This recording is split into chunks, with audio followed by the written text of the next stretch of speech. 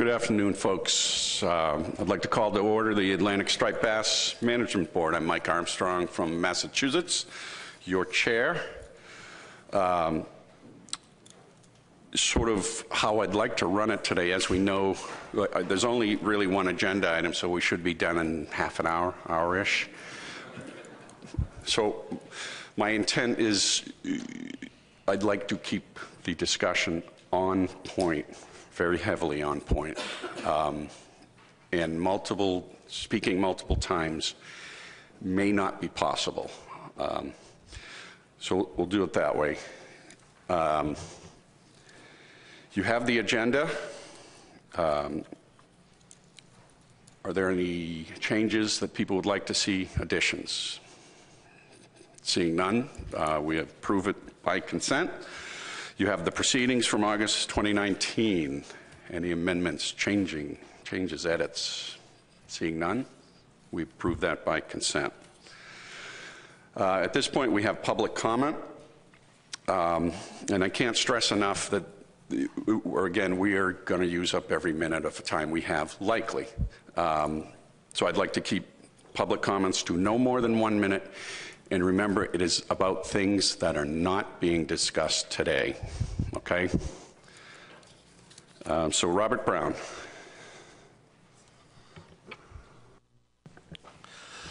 My name's Robert T. Brown, President of the Maryland Waterman Association. Thank you for giving me a chance to speak and members of this committee.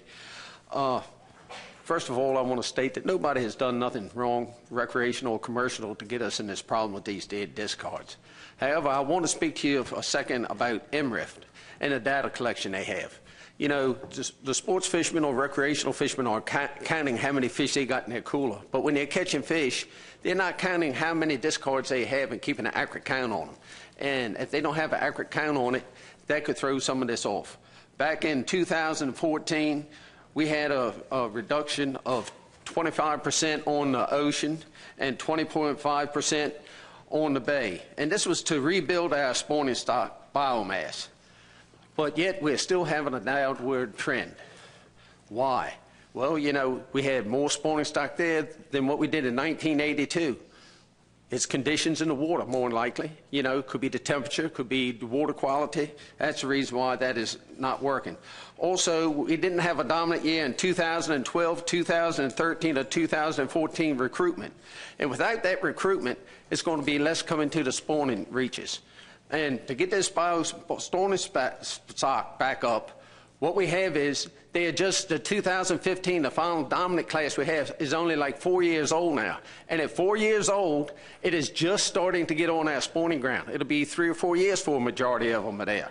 So we need to give it time for them to become of spawning maturity. And I have one good news is on the Chesapeake Bay and on the Potomac River and all the rivers, we have a large amount of small fish. We have them anywhere from 6 inches on up to 23, 24 inches. And a lot of those will be migrating to the ocean this year to help with our spawning stock. And Mr. Chairman, I've done as quick as I could for you. 1 minute, 42 seconds. All right, thank you. But who's counting? Me. Mr. Weathersby. Robert Weathersby. Robert, you have written down, you're talking about conservation equivalency, which is something we're going to talk about. If your comments are very general in nature, we'd be happy to take them.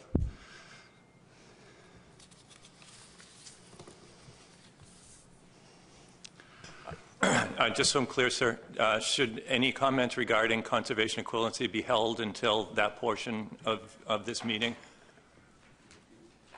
If you think it's towards what we're going to be discussing, that would be appreciated. Okay. With that, I'll hold my slot until that time, sir. 18 seconds. Thank you.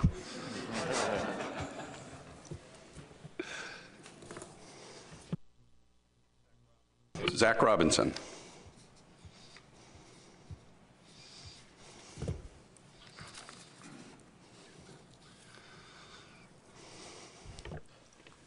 You're on.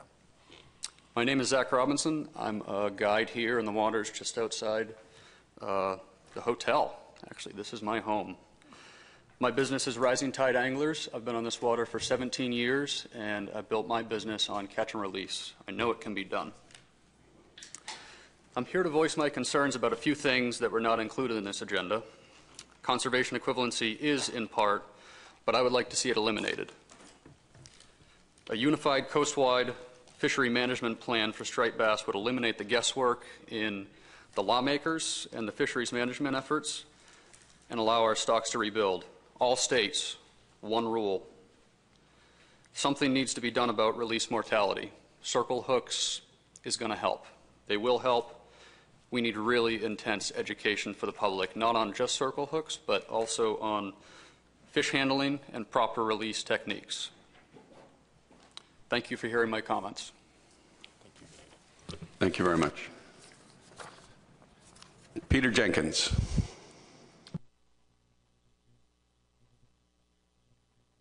Hello, my name is Peter Jenkins. I'm the owner of the Saltwater Edge in Newport, Rhode Island, and chairman of the American Saltwater Guide Association.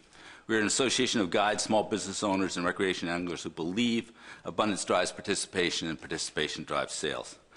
The association hosted a raffle to encourage the public to send in written comments. We didn't have to agree with our position, just participate. We were shocked by the disappointing number of comments we received and tried to explain why. We started late, we didn't communicate effectively, fisheries policy is complex.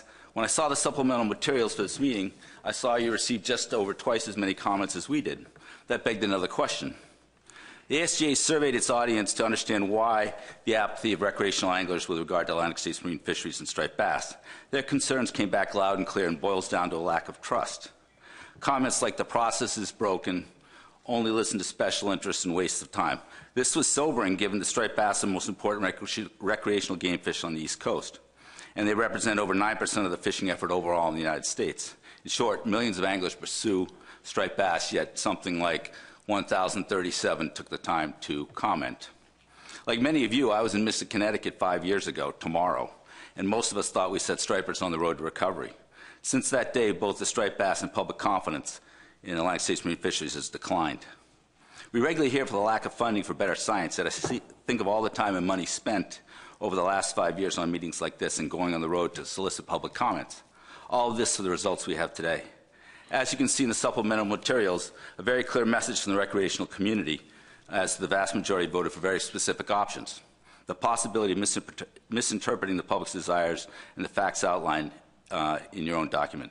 Today, any other outcome than those documented in the supplemental documents would serve your detractors correct.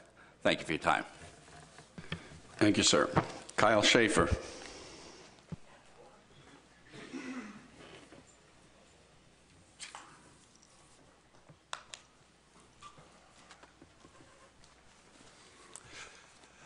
Hello, my name is Kyle Schaefer. I'm a fly fishing guide here in Kittery Point, just a little bit north of where we are today. Also a board member for the American Saltwater Guides Association. I'll be quick. It feels that we've managed striped bass for extraction, where we are now left with a stock that it's incredibly hard to make a living.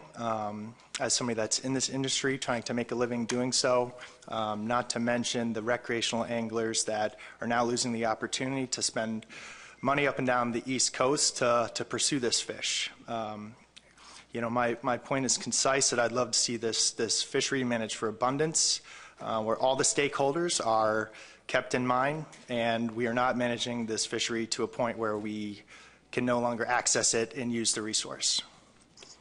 Thank you. Thank you. William Rice.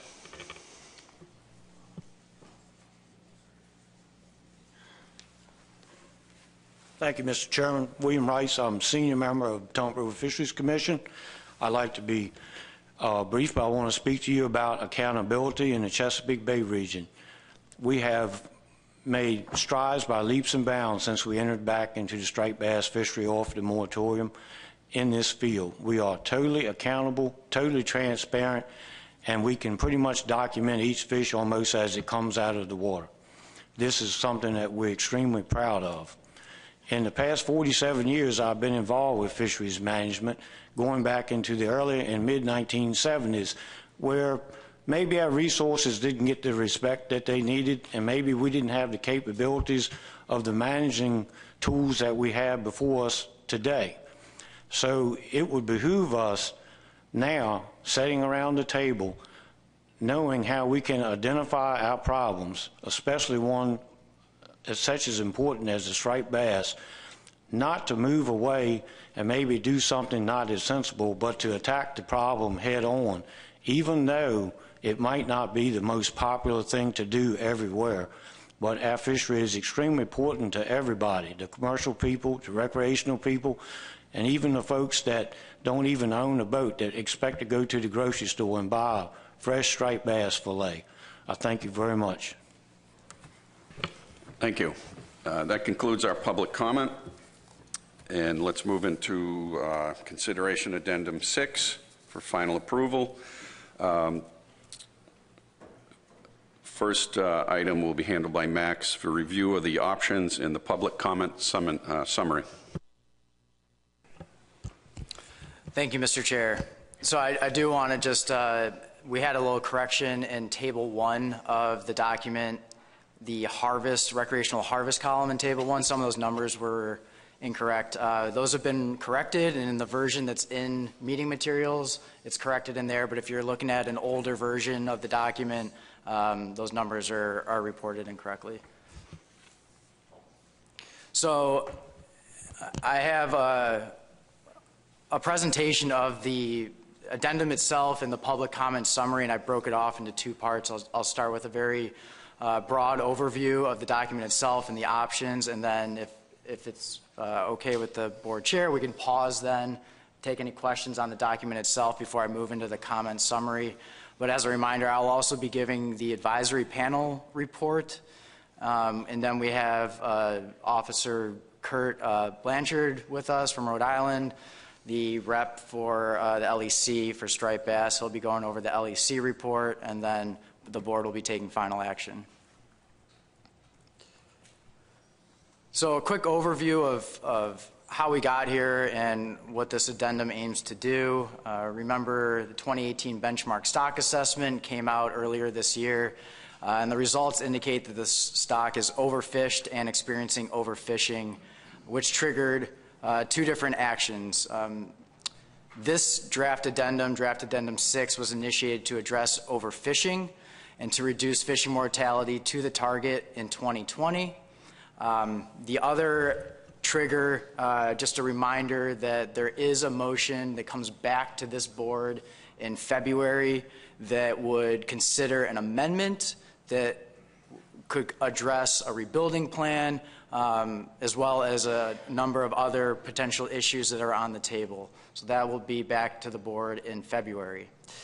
Back to draft addendum 6. Specifically, the addendum aims to reduce removals, that being total numbers of fish, by 18% relative to 2017 levels. And to achieve that, it's proposing reductions to the commercial quotas, as well as changes in recreational bag limits and size limits. Also, because recreational release mortality is such a big component of total mortality, the addendum is also proposing the mandatory use of circle hooks when fishing with bait. So this is a figure showing spawning stock biomass relative to the reference points. The black line, solid black line, is the threshold, the dashed line being the target. Also on this figure is the recruitment values. Those are in millions of H1 fish on the right-hand axis. And the take-home here is that SSB reached a peak in 2003, and it has been on this downward trajectory since then, dropping below the threshold in 2013. And that decline has been a little more steep in the later part of the time series, in part due to fishing rates, which I'll show you in the next slide, but definitely attributed to the poor recruitment that the stock has experienced over the last decade or so.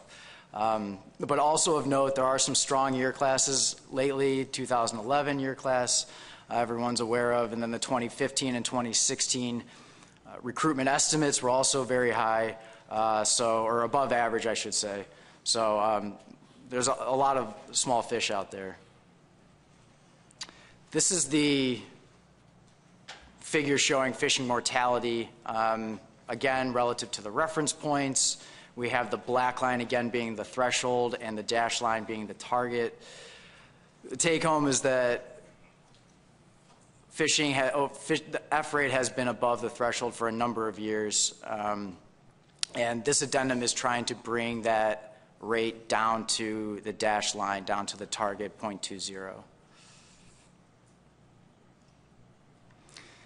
Here we're showing the contributions of the different sectors to total removals. This is all in millions of fish.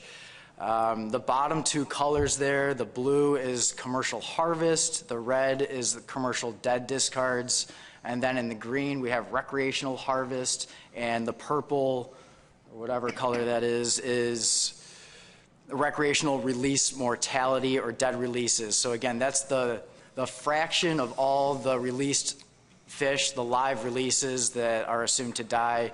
The assessment uses a 9% value there to calculate that release mortality. And the big take home is that this is predominantly a recreational fishery.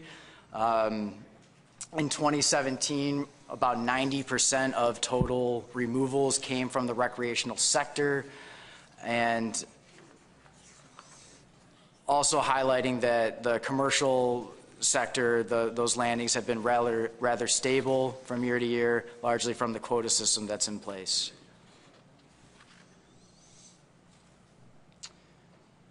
Now I'm honing in on the recreational release component of mortality. This figure is showing total catch from year to year, and that's all in tens of millions of fish on the left-hand side. And then the red line going across the top of the figure is the proportion of those fish that are thrown back. And the take home is that this is predominantly a catch and release fishery as well. So it's no surprise really that so much of the mortality is coming from recreational releases. To put some context to this, in 2017, it was an estimated 38 million striped bass were released alive, which resulted in 3.4 million dead releases, or 48% of total removals in 2017. Okay, so now I know I went through that pretty quickly, but now we're moving into the management program options themselves. This is really the first decision that the board will have today, and that's to decide on options 1, 2, or 3. The first option is status quo. By selecting this option, fisheries would continue to operate under the provisions of Addendum 4, keeping in mind that Addendum 4 is not designed to achieve an 18% reduction relative to 2017 levels. Options 2 and 3 are designed to achieve that reduction. They apply the reduction somewhat differently depending on which option you select, and you can see commercial quotas tied to those, as well as a suite of bag and size limit combinations for the ocean and for Chesapeake Bay, which I'll dive into a little in my next few slides. So this is option 2. This is what we've been calling the equal percent reduction. Here, both sectors are reduced by 18%, so in proportion to what the landings were, what the removals were in 2017. So on the commercial side, we achieve that 18% reduction in numbers of fish by reducing the quota by 18%. And that is an 18% reduction from the Addendum 4 quotas, the baseline quotas in that document. On the recreational side, there's a suite, as I said, of bag limits and size limit combinations that achieve at least an 18% reduction in total removal. So that's accounting for harvest, your release mortality, in order to achieve that overall reduction. You can see the percentages and the overall reduction percentages on the right-hand side there.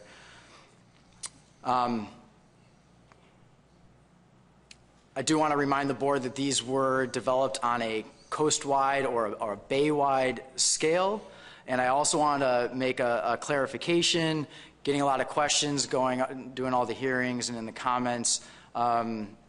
what it means for a 28 to 35 inch slot limit, for example, if we look at option 2. What that means is all fish below 28 inches would have to be thrown back, and all fish 35 inches or greater would have to be thrown back. The point being that a 35-inch fish would have to be released, and that has to do with how the MRIP length data is binned together. Also highlighting that there are some asterisks tied to these. Those are indicating further restrictions to the existing trophy fish seasons that were in place in 2017. So if there are any specific questions about those, I'm happy to take them after the presentation. I'm going to move a little quicker now. So again, all these options are designed in the exact same way. The big difference with option 3 is that the allocation of the reductions are applied a little bit differently. Here, the commercial quota is reduced by 1.8%, which means the recreational sector takes a 20% reduction in order to make up that difference. The big difference with the recreational sub-options here is they're all designed to achieve at least a 20% reduction. So notice that some of them do achieve slightly more than that. You saw that on the previous slide as well. But the same rules apply. They're developed on a coast-wide level or a bay-wide level, and the slot limits were all developed in the same way.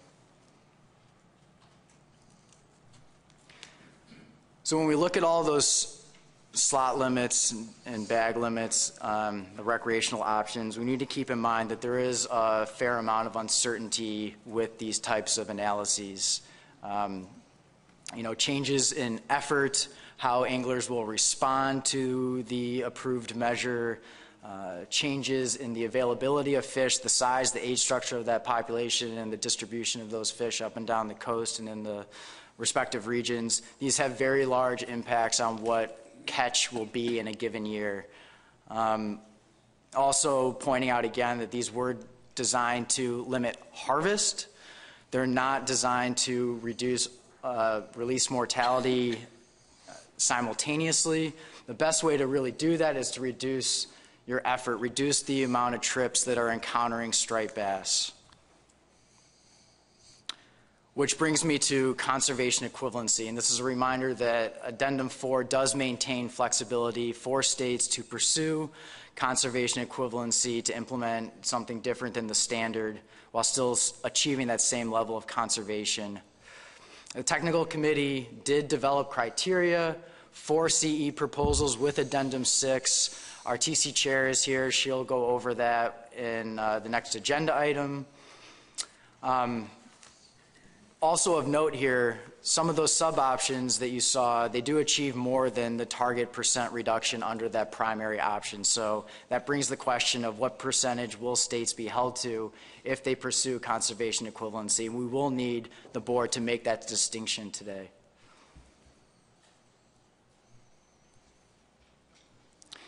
Moving to the circle hook provision. So again, release mortality is such a big component of total mortality. That's why the board is considering the use of circle hooks to address that. There's 3 primary options here. Option A is status quo. So here there's no change to the provision. It maintains the recommendation that exists in Amendment 6 to continue to promote the use of circle hooks to anglers. Option B would be a requirement to implement regulations that require the use of circle hooks when fishing with bait in the recreational sector. The plan development team did standardize the definition for circle hooks here. We pulled that from a commission document, but other parts of language, parts of the regulation, that is left up to the state to work that out with its constituents to find something that works. So I'm making note of that because if option B is selected, we will need some discussion, some guidance from the board to the plan review team when they're looking at implementation plans to make sure that it's meeting the intent of the provision. Also highlighting that education component is certainly a part of option B as well. Option C would require states to promote the use of circle hooks. So as with option A, it's merely a recommendation. This would require it. This would make it a compliance requirement. So again, intent there, the plan review team would need some guidance from the board on that if option C was selected. I think it's important to keep in mind there are a number of other factors other than hook type that can also affect release mortality: water temperature, air temperature, where the fish is hooked, how it's handled, things of that nature. It's also unclear how many anglers are already using circle hooks, so quantifying those savings would definitely be difficult. And it's hard to ignore the enforceability and compliance concerns with a mandatory circle hook requirement. Who would apply to, where would it apply, when? Perhaps Kurt can go into a little more depth on that in the next presentations. Just want to make sure that's all I wanted to cover. Okay, wrapping up with compliance schedules. So the board will need to determine an effective date for these measures, keeping in mind that the next time this board will meet will be in February of 2020. That's the earliest that the board could review and approve implementation plans. Working backwards from there, if to be considered for approval at that meeting, states would have to submit those programs, including conservation equivalency proposals, by November 30th. And that's per the criteria laid out in the conservation equivalency guidance document. So keeping that in mind when the board selects a implementation date. And then lastly, I just wanted to provide an overview of all the action items before the board today. The way I see this going is the board would first identify the primary option, that being option 1, 2, or 3, and then after that is decided, moving into the recreational sub-options that are tied to that primary option. Note that there are no sub-options for the commercial quotas. By selecting the primary option, you are thereby selecting what the quota would be. Again, regarding conservation equivalency, the board will have to determine what percentage states will be held to, so that'll be another action item. Circle hooks, again, an action item. There might be a need for additional guidance there, and then with the implementation date, keeping those, the submission timeline for conservation equivalency and implementation plans in mind. So that's the first part of my presentation. Mr. Chair, I don't know if you want to pause for questions on the document or continue with the public comment summary. No, let's questions on what you've seen so far. Mike Lewisi. Thank you, Mr. Chair.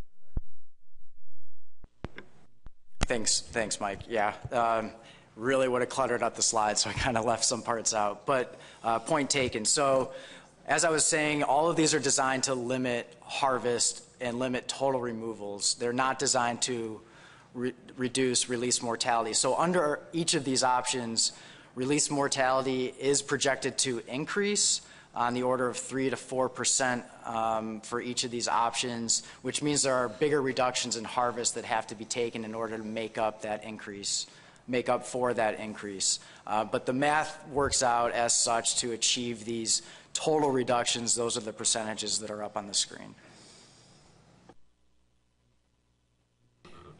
I had, was it Pat? Did you have your hand up?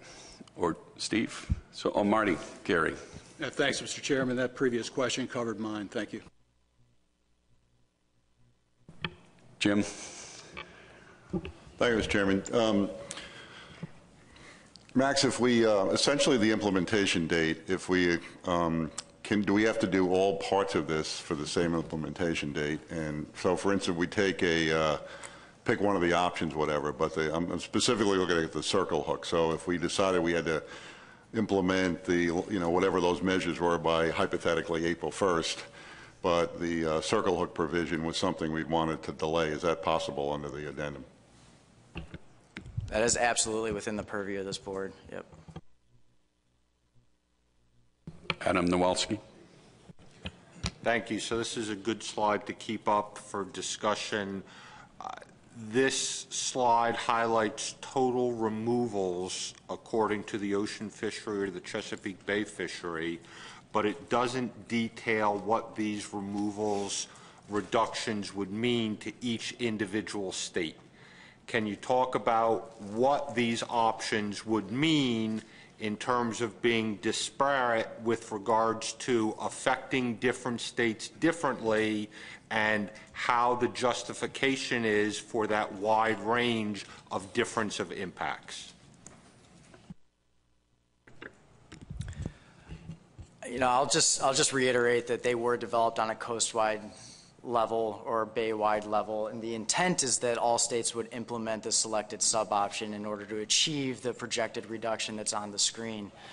Recognizing that the fisheries in the states contribute different levels towards that total reduction, so some will achieve less, some will achieve more, but if all states were to implement it, it would project to achieve that percentage up on the screen.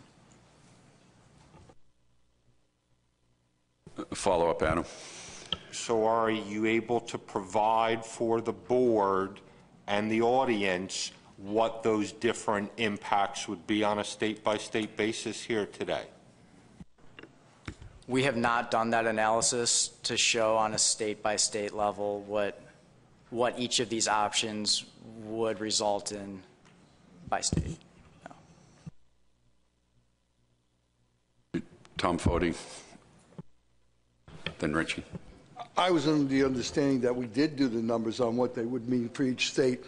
This reminds me of what happened years ago when we basically took, on summer flounder, when we first put the plans in place, and all of a sudden we put a 14-inch size limit. So New Jersey and New York had to do nothing, and we rode on the backs of North Carolina, Virginia, and Maryland for a bunch of years. So I want to know whose backs we're riding on to basically cause, who's going to suffer the pain this time, and what states will not suffer the pain, because it's very obvious that that's going to happen.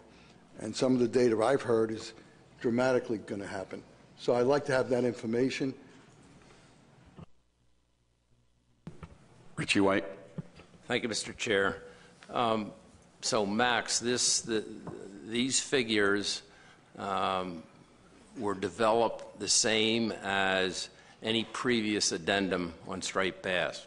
So there was no difference in figuring out and coming up with these numbers as to how each state is impacted.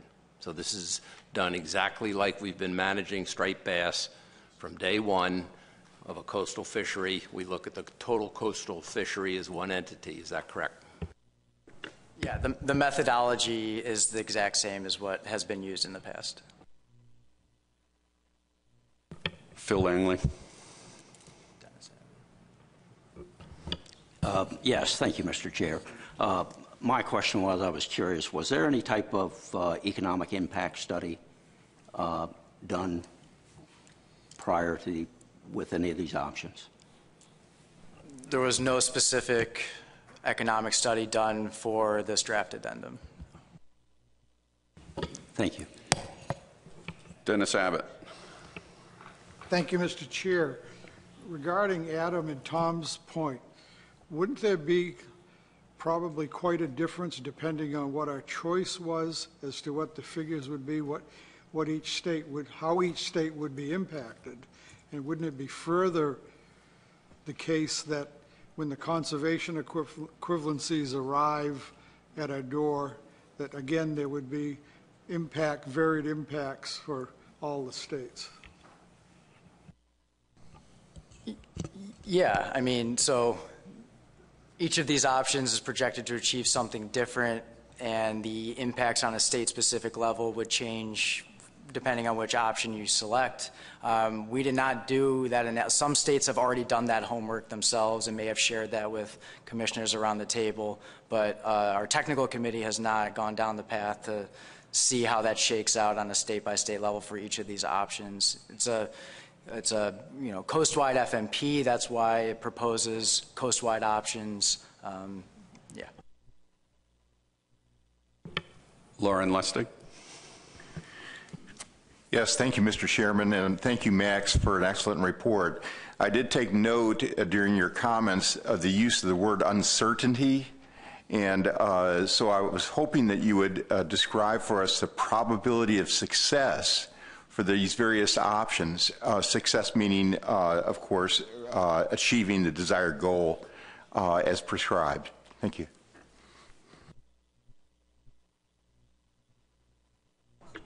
I'm going to let Katie Drew tackle that one.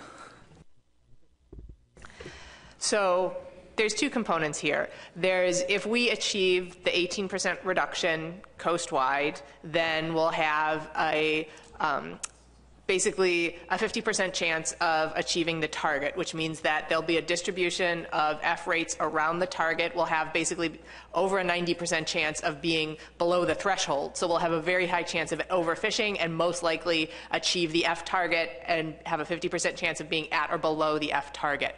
However, when it comes to whether these specific measures will get you to that 18% reduction, that's not something we can quantify in terms of how certain or uncertain are we, because we can't predict how angler behavior will change in response to these regulations, how other economic environmental factors will drive changes in effort next year. We saw basically a 20% reduction in catch from one year to the next under the same management regulations from 2017 to 2018. So if the fishery performs the same as it did before, we will achieve the reduction that we're looking for, and we'll have a very good chance of being below the threshold and a very good chance of being at the F target. However, what is the fishery going to perform the same way that it did in 2017 and 2016, sort of our baseline years? We can't quantify that uncertainty, and that's really what's driving our uncertainty about our management regulations here.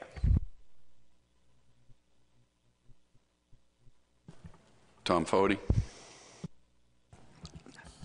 Listening to your statement, Max, I'm a little, this is not the same as we usually do the things. Some of the calculations were the same as we go forward, but every amendment I've been sitting here, when we come up with saying we're going to do an 18% reduction or a 25% reduction like the last time, we took states and let them go from what their state had caught previously the year before and took a 25% reduction of that state's fishery.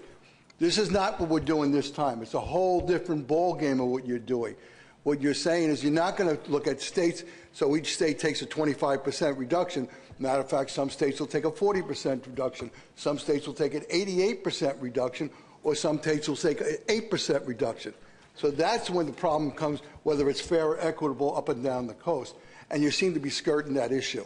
And you say you don't have the information. Somehow I got some of the information. I'm just not happy that we're not putting it out there. I'll remind the board that one of the goals that we voted on in Amendment 6 is uniform rules along the coast, and to have each state craft their own rules would be against what we voted for in the last amendment. It's just for your consideration as we go through. Any more questions? Yes. John Marty. Thank you for remembering my name, Mr. Chairman. Max, was there any effort to determine what year classes fall within these coastal slot limit options? I was asked that earlier. I didn't know the answer. Again, I'm going to pass off the year class question to our science over here. So we didn't look specifically at what year classes represent these slot limits in that sense, but we picked specifically the data to do this analysis on the basis of the 2011 year class. So we know 14 and 15 are going to be were relatively strong year classes, and therefore we picked 16 and 17 as our reference years for these analyses, because the 2011 year class would be basically that age, the same age that we expect the 14 and 15 to be in 2020. So using sort of the 2011 length frequency at that same age as they would be in 2020 as a proxy for the 14 and 15 year classes, which we did not have available to us when we did the 2015 measures. Did that make sense?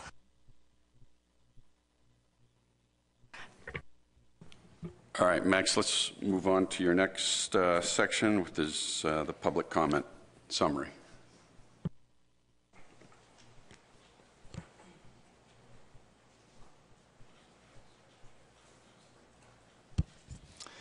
Thank you, Mr. Chair. So we did receive a lot of comments, a lot of unique comments, a whole plethora of alternative regulations that might work better for a particular state or region or for the coast, a number of remedies for improving our law enforcement or better ways to address release mortality, improving data, things of that nature. I just want to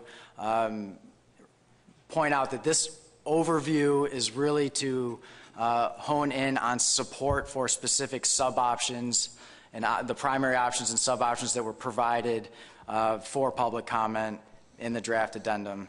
So just giving that overview of this document. And I also want to really give a shout out to our newest colleague over here, Maya Drzwicki. She really did a great job tracking all the comments coming in, written through email while I was out on the hearing. So thank you, Maya. As far as the hearings go, there was 21 different hearings held in all 14 jurisdictions, so that would include DC and Potomac River Fisheries Commission as well. Approximately 888 individuals attended those hearings, and you can see the breakout by region. As far as written comment, we had about 5,500 comments come in. 4,500 of those were received through 7 different form letters. So clearly, majority of those were from the form letters. And we also had 45 different organizations submit comment on Draft Addendum 6, which gives a remaining balance of about 1,000 individuals speaking out on the addendum, ranging from recreational and commercial fishermen to general concerned citizens. So regarding the primary options, option 1, that was the status quo option, that was the least supported. Some of the common themes there were that stock status in the fishery is really driven by environmental factors, that things like predation or forage or poor habitat should be addressed rather than fishing effort or fishing, I'm sorry. That the issue is really the release mortality component, and that should be addressed through that can be addressed through education alone. Not supporting any of the options because they all increase release mortality. Also noting that harvest did drop in 2018, and just a general distrust in the science as well. Option 2 was the most supported of the 3 options, and some common themes there were that all sectors sort of benefit from this resource regardless of the disposition, so all sectors should share the responsibility of rebuilding and ending overfishing, identifying it as the most equitable way to implement the reductions, and pointing at option 3 as an unbalanced approach to reduce removals. Option 3, this was where the reductions are applied a little differently to the 2 sectors. This was the second most supported option.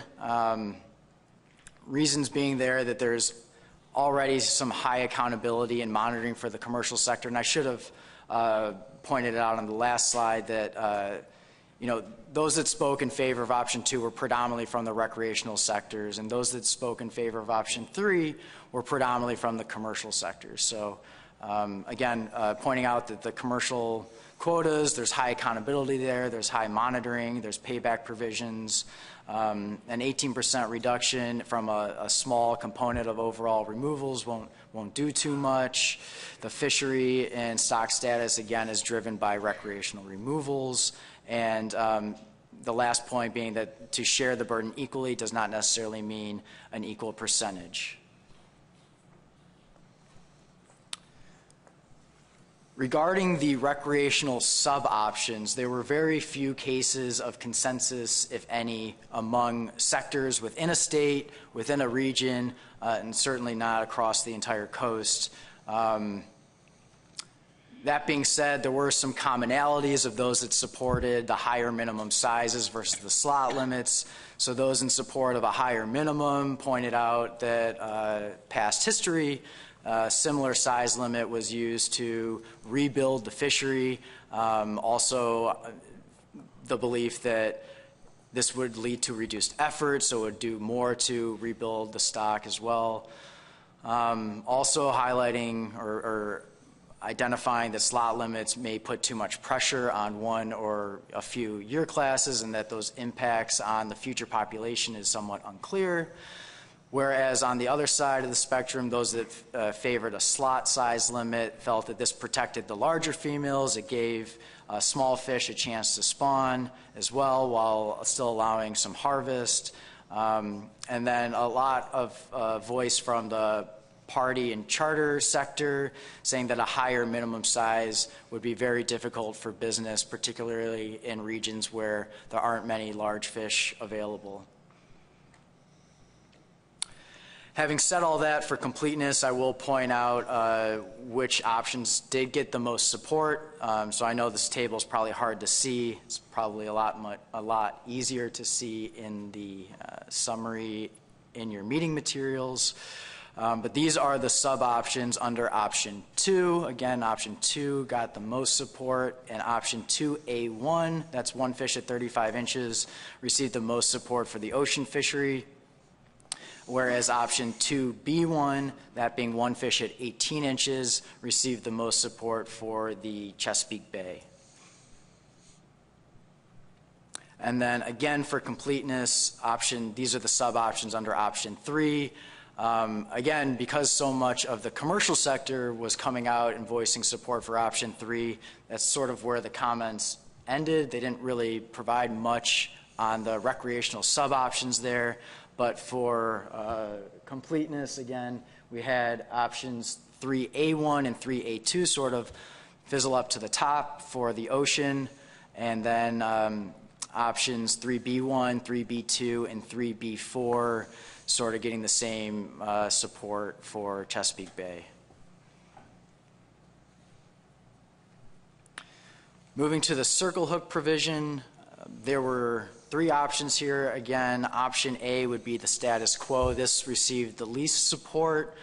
Some of the comments we saw there were that circle hooks were sort of selected arbitrarily. There's a number of other terminal gear types, hook modifications, or fishing methods that could have been considered as well. Pointing out that the benefits are hard to quantify and that mandating the use of circle hooks is an overreach of authority. Those that came out in support of option B, the mandatory requirement, generally felt that there is very little doubt in the science that circle hooks save fish, acknowledging that there are some enforcement challenges there, but there's a number of, we like to think there's a lot of law-abiding citizens out there, so you put out a circle hook requirement, most folks would follow suit. Also pointing out that some states already have these circle hooks on the books, and so other states should follow suit.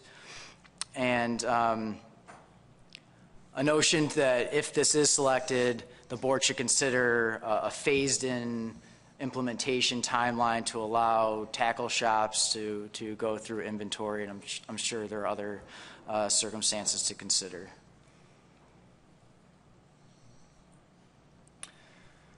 Option B would be requiring that education component, and those that came out in support of option C, which was the second most supported, I don't know if I mentioned it, but option B was the most supported,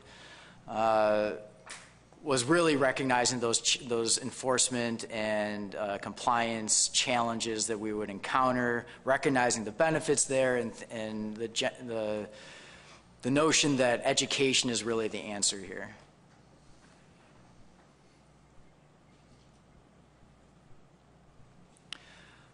So again, we received a lot of comments, and we tried to group them and categorize some of those comments, find some common themes there, and 6 major categories filtered out. The first one was regarding conservation equivalency. There was a lot of support for conservation equivalency, the emphasis there being when used appropriately, and there was a lot of negative support on CE, that it's not being used right, and that it's a lot of negative comments towards our technical committee and the process that they allow, the review process not being measurable, accountability is lacking from this. There was a lot of negative comment there. The second category was regarding poor data. There's a very low confidence in MRIP data and how it's used in the benchmark assessment, little support or confidence in the results coming out of that assessment, things with the release mortality rates, also pointing at the commercial discards, that those are underestimates, and also pointing at the options in the document, that a lot of belief that the recreational release mortality would actually be much higher than what is predicted. Regarding angler education, this received a lot of comments as well. There was a lot of support for angler education, not just on the circle hook component, but also on size limits in general, any regulations that are on the book, educating anglers of those, and then also about proper fish handling. That was a very common comment as well. Also comments regarding trophy fish and protecting those trophy fish, and these were really tailored towards the trophy fish season that exists in Chesapeake Bay and any state that has regulations where a second large fish can be harvested. There were a lot of concerns about law enforcement as well, that there is a fair amount of poaching that's going on both in state waters and in the exclusive economic zone, federal waters. There's weak penalties in place for those violations, and just a general need for more officers out there, more funding so these guys and gals can do their jobs. And then the last one being about gear restrictions. Just pointing out that there are other restrictions that can be considered that also address release mortality and hooking mortality. Treble hooks came up a lot, banning gaffing, trolling, or even exploring barbless hooks. And that was my last slide, so I'm happy to take any questions on the public comment summary as well. Questions? Tom Foti. Could you put up the slide on participation at the public hearings, the numbers?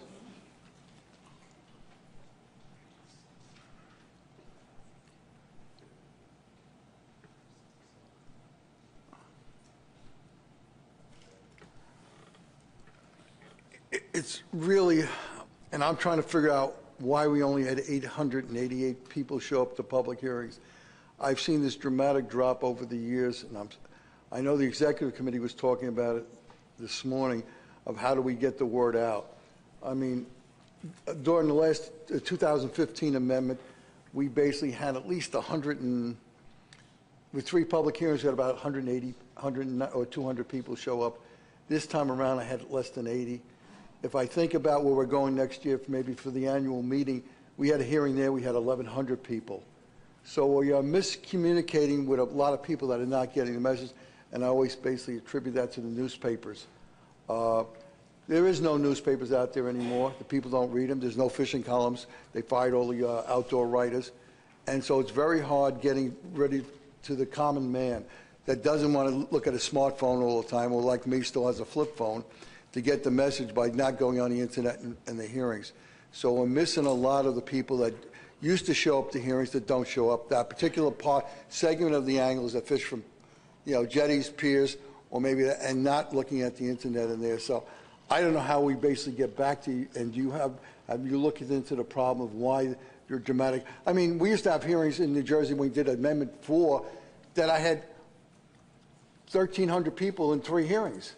And we're not just seeing those numbers. We're not seeing people get involved. I think part of it is they're also disgusted, too, with the whole process because of summer flounder, black sea bass, and a few others. But we really have a problem here. Mike Lewisi. Thank you, Mr. Chairman. So a question, Max. The statement of the problem in this addendum, in my mind, addresses, there's two parts to it. The one is the stock status, which, you know, overfishing is occurring, stock is overfished. The other piece to the statement of the problem, which you go into some detail here, has to do with the magnitude of the release mortality in the recreational fishery. And while, I guess, so with the exception of the circle hook discussion in this addendum, I'm wondering if you received any feedback from the public at any of these hearings about the issue of dead releases, and maybe questioned why this addendum didn't take it the next step further to try to address that problem. I'm just curious to hear whether or not the focus was solely on the options and the alternatives, or did you get any additional feedback about that dead discard problem? And because we've discussed it at length here at the board, just curious as to what you may have heard out there. Thanks. Yeah, I'll say that, you know, we got a lot of people speaking out, not happy to see release mortality such a big part of the total, and part of it was just not understanding that catch and release fishing does contribute to deaths. I mean, so that was definitely there, and then it always bled into the conversation of how do we reduce release mortality, and that's when season closures would come up, and then getting into a discussion of why wasn't season closures part of this addendum, and you know, how can states pursue that to reduce release mortality in their fisheries. You know, again, coastwide program, a coastwide season is very difficult to garner any support for. That's largely why we don't see it in these types of proposals, and that's another big reason why conservation equivalency can be so effective. Thank you. Jim Gilmore. Thank you, Mr. Chairman. And just for the record, I think Max enjoyed a rather robust turnout in New York after he left New Jersey, because we had quite a large group. And I just mentioned that because as much as there was a significant number that came to that, what we heard at the hearings when actually held second one up on the Hudson River, we got 40 individuals on that, which was a good turnout relatively to the size of that fishery. However, the information we got is, although there was a large number of it, after you started looking at the factor that we've got maybe 4,000 commercial fishermen in New York, we've got several 100,000 recreational fishermen, so trying to normalize that input was difficult. And for the record, or what we found out last week, was we had our local council meeting, which is balanced between recreational and commercial fishermen. And when they decided to look at option 2 versus option 3, they tied.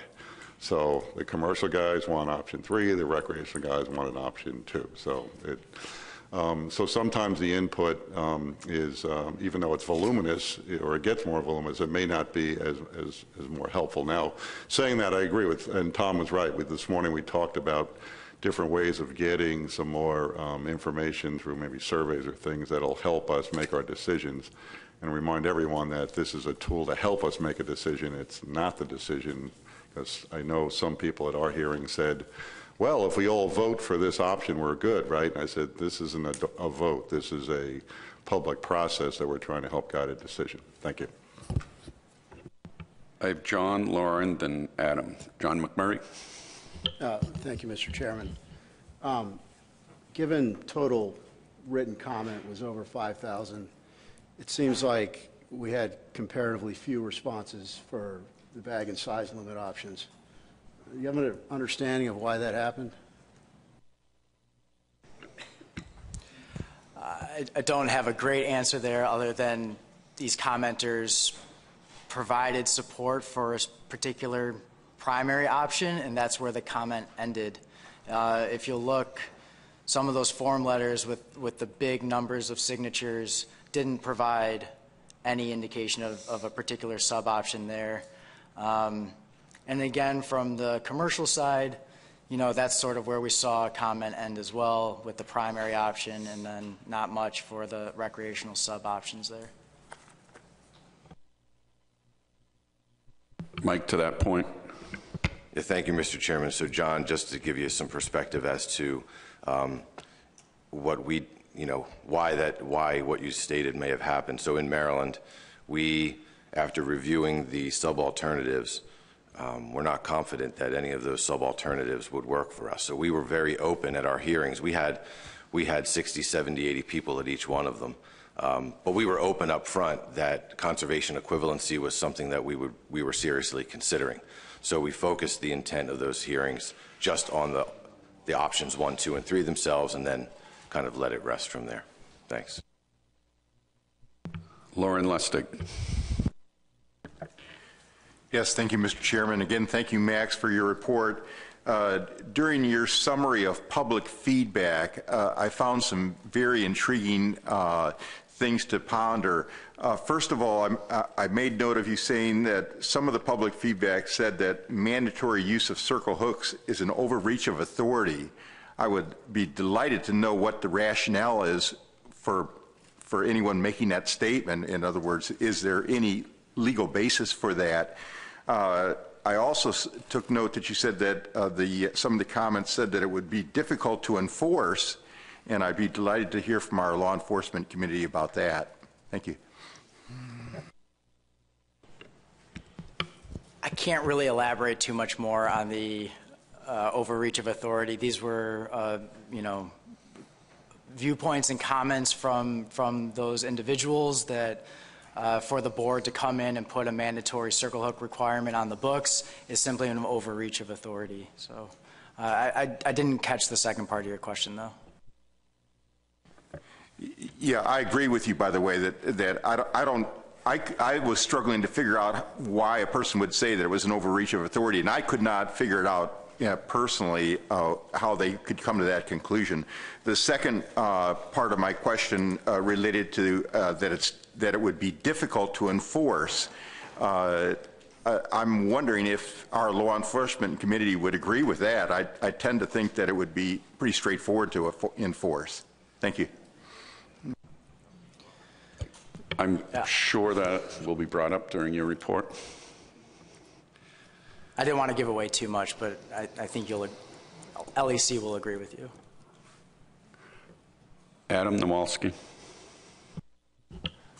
In the answer to my last question, you made it clear that you're not able to provide us today with what those impacts are on a state-by-state basis of the varying options, but you did indicate that we knew that this was a total reduction, so we knew there would be different impacts on a state-by-state basis. Was that information given to the public at the public hearings?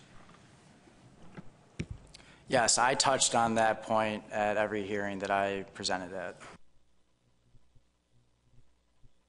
Go ahead, Adam. And for the hearings that you weren't at, was that included in the presentation that was given to states to present themselves with the explicit instruction to tell them to disseminate that information to the public?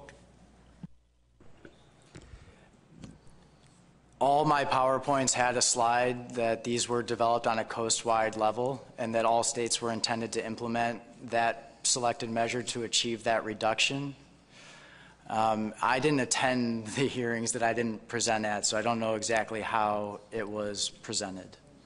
But that material was standardized in my PowerPoints.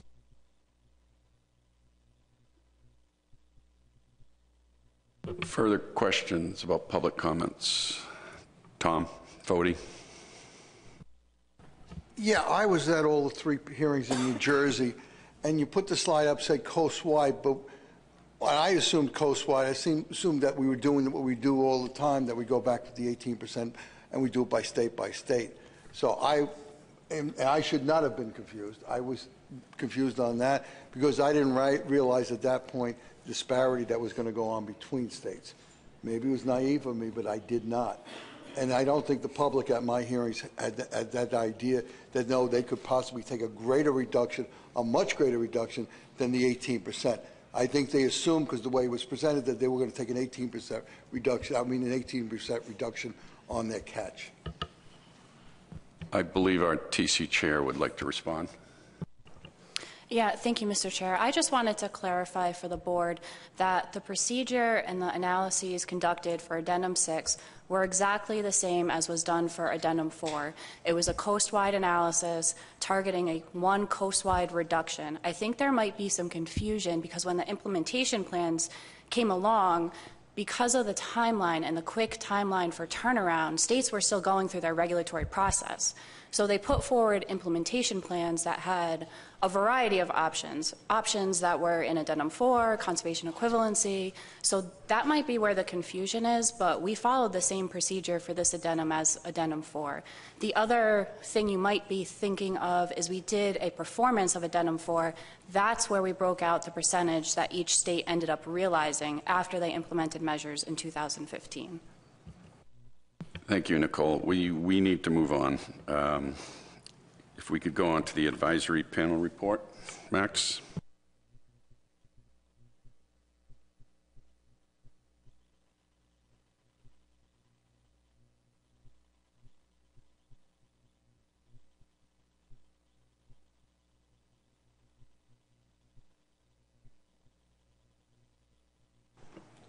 While Maya brings that up on the screen. So I'll the AP met on October 16th near Baltimore. It was an in-person meeting.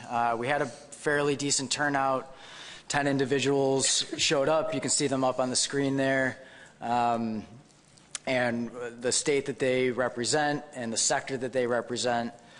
Pretty good spread across the coast. We had 3 individuals representing the commercial sector, 7 representing the recreational sector. As far as the comments, really echoes the broader public comment summary that I just went over. But for completeness, regarding Option 1, there was no comment from the AP in support of Option 1, and the AP did not reach consensus in support of either Option 2 or Option 3. We had the commercial representatives in support of Option 3 and the recreational representatives in support of Option 2. Regarding the recreational sub-options, they did not identify one strongly over the others, again, because there is such little agreement among the different recreational sectors within a given state, within a region. Having said all that, and I have Option 3 up here first. As I was saying, the commercial representatives, they support Option 3. A lot of similar comments that we heard from the public comment summary. There's already strict quota monitoring and enforcement in place. The accountability is there. An 18% reduction in commercial quota would cause some serious hardship to these individual fishermen.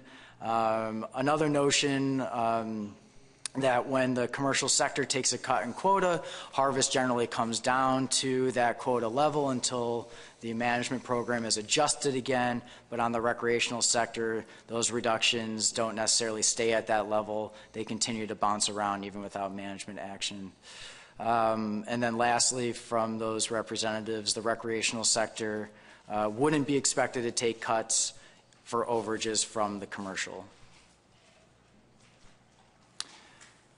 Summary of the comment that we received from the recreational representatives was that the FMP doesn't distinguish commercial versus recreational fishing mortality, so the equal reduction approach is the most appropriate.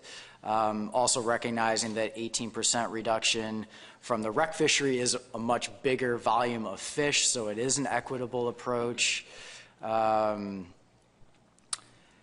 That option 3 would be more of an allocation question, and this addendum is not focusing on allocations.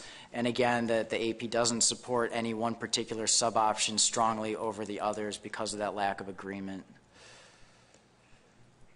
Having said that, some representatives did speak in favor of option 2A1 for the coast. There were others that supported option 2A3, but in general, there wasn't really any strong push for either of the options or any of the sub-options because of the statement that I said previously.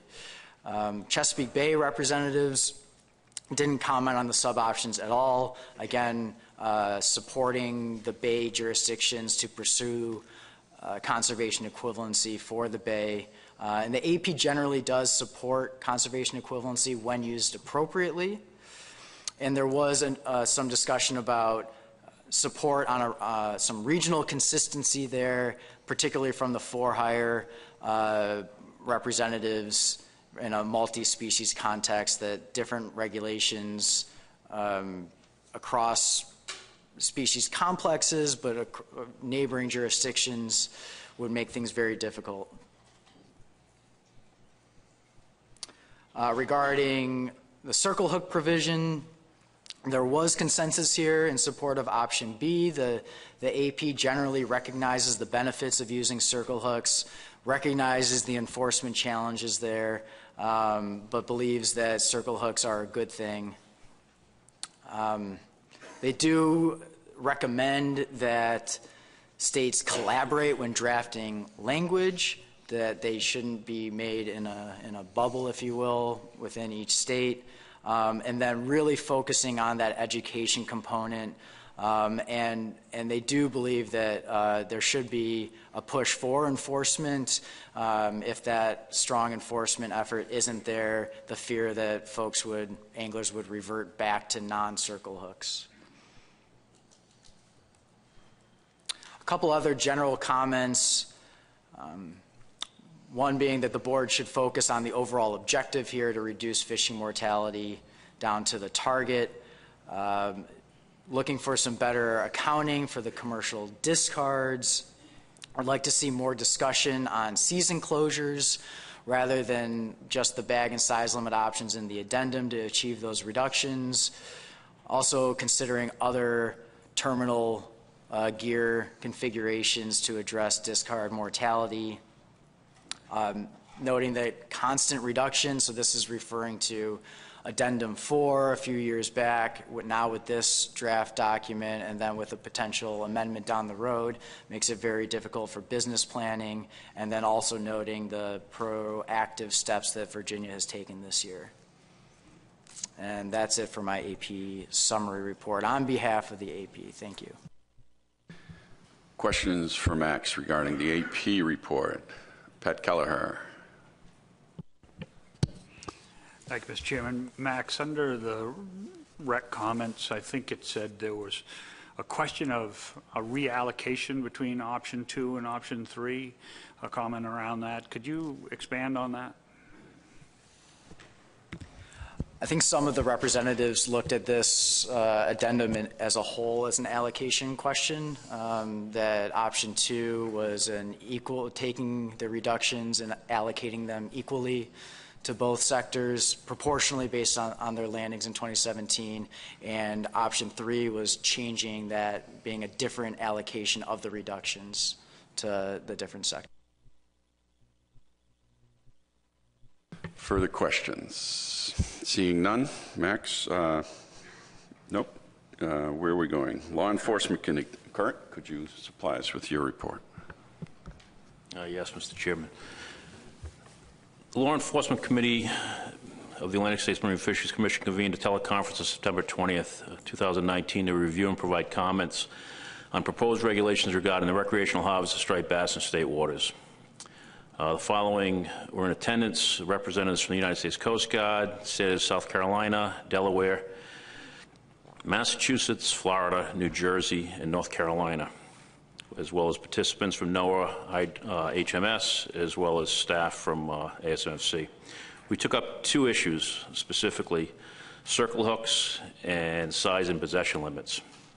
to the circle hook discussion. During this teleconference, the LEC reviewed and commented extensively on the potential requirement for use of circle hooks in the coastal shark fishery. Subsequent to that discussion, staff asked if the same comments and concerns would apply to similar provisions for the Atlantic striped bass draft addendum. The LEC members affirmed that their concerns apply equally to striped bass as follows. The LEC reiterated the position, despite the recognized potential value of circle hook requirements to reduce release mortality in the recreational fishery, strict enforcement of the rule that depends on proving targeting or intent to catch striped bass with prohibited gear would be very difficult at best. Unlike in the shark fishery, gear and techniques for catching striped bass would be difficult to distinguish from that of other species. Implementation of a regulatory approach such that is employed for shark fishing in Florida would be much less effective. Therefore, if the board were to implement such a requirement, the LEC emphasized the importance, The LEC emphasized the importance of using intensive education and outreach to garner support for the circle hook regulation. If states are required to implement regulations regarding the mandatory use of circle hooks, the LEC recommends adopting standard definition of a circle hook. For example, a definition that follows: a non-stainless steel circle hook. A person targeting or harvesting sharks from Florida waters must use non-stainless steel circle hooks when fishing with live or dead natural bait. Circle hooks means a fishing hook designed and manufactured so that the point is not offset and is turned perpendicular back to the shank to form a general circular or oval shape. The LEC stresses the importance of all jurisdictions agreeing on standardized regulatory language, especially where states share common borders and fishing areas. To the discussion of size and bag limits. Staff reviewed the various options for size and bag limits in the draft addendum. The LEC concurred with previous written comments provided in a memorandum dated January 26, 2015. Among the points reiterated by the LEC were: a single-size bag limit would apply for all recreational sectors, i.e. private anglers as well as for hire sector. This will ensure the greatest enforceability on the water, dockside, or on land. It was pointed out that it is common to have these two sectors commingling at boat ramps, docks, and marinas. Slot limits and trophy fish provisions are enforceable, but may raise unintentional violations. LEC members on the teleconference pointed out that the relatively wide slot limits being proposed in Draft Addendum 6 would help reduce unintentional violations. Enforcement of bag and size limits as closely adjoining states would be greatly enhanced if regulations are consistent across jurisdictions. The LEC appreciates the opportunity to review the proposals of the Atlantic Striped Bass Management Board and to provide ongoing enforcement advice. And just in addition to this, this report was reviewed again yesterday before the full LEC, and the position still holds with the full committee reviewing it. Thank you. Thank you. I want to add quickly that we also had a back and forth via email after the LEC webinar about the definition of circle hook that was used. The PDT used a definition slightly different than the example that was talked about on the LEC, but Kurt and I concur that it essentially means the same thing. Richie White. Thank you, Mr. Chairman. Not a question, but a comment. I attended the law enforcement meeting, and it was extremely helpful for me because they discussed a number of scenarios that I would have thought would have resulted in an arrest, and they described how it would not have and why. And this does not change my support for mandatory circle hooks, but it certainly brings in expectations that you would have as to how aggressive it could be prosecuted. So it was very helpful, and I thank Kurt for that. Bill Hyatt. Yeah, Kurt, I understand that your committee would have concerns in cases where in the field you have to determine intent, and you stated that very, very clearly with regard to circle hooks. My question is, if a circle hook regulation were applied more broadly, would those concerns disappear? And as an example, I'll give, in cases where circle hooks were required of for any bait fisherman using hooks larger than a certain size, i.e. a regulation that would remove the discretion but still would make use of circle hooks under certain situations mandatory. Would those concerns disappear? So we discussed several different scenarios in how the circle hook provision could be enforced, and what would make our ability to prosecute cases more consistent. So to your point, we discussed where it would apply to different fisheries, and one example we used was in the reef fisheries down in the Gulf. You're dealing with a variety of different species, but an area of fisheries and specific to a certain region, i.e. the reef. Something like that is enforceable, and the feedback from our Gulf partners as well as the state of Florida, who was with our group, confirmed that. They felt very strong about that, and that it's very enforceable. When you start to bring that fishery up the coast and you say specifically to one species, that's where the difficulty comes in, because we cannot prove that you're targeting striped bass versus bluefish or another species. I know up in the Northeast we definitely have that problem. So we were trying to come up with a solution to help support this and prove that, or support the element or the assumption that the need is the position is to have a standardized rule to elevate the use of circle hooks versus the educational component. And we continue to fall back on the educational component. We feel pretty strongly about that. And even some of the data, from our position, some of the data that we're seeing, and I use the example that Max presented in the public hearing comments, there were over 4,000 people that supported the rulemaking process to have a standardized law to support circle hook use. What I deciphered from that was you had two other areas where there was minimal response or belief. That tells me that the majority of folks are using circle hooks already. So the buy-in to that is already there. So I think a push on the educational end I would hope it would get this to the level that we need to reach our benchmarks. Go ahead, Bill.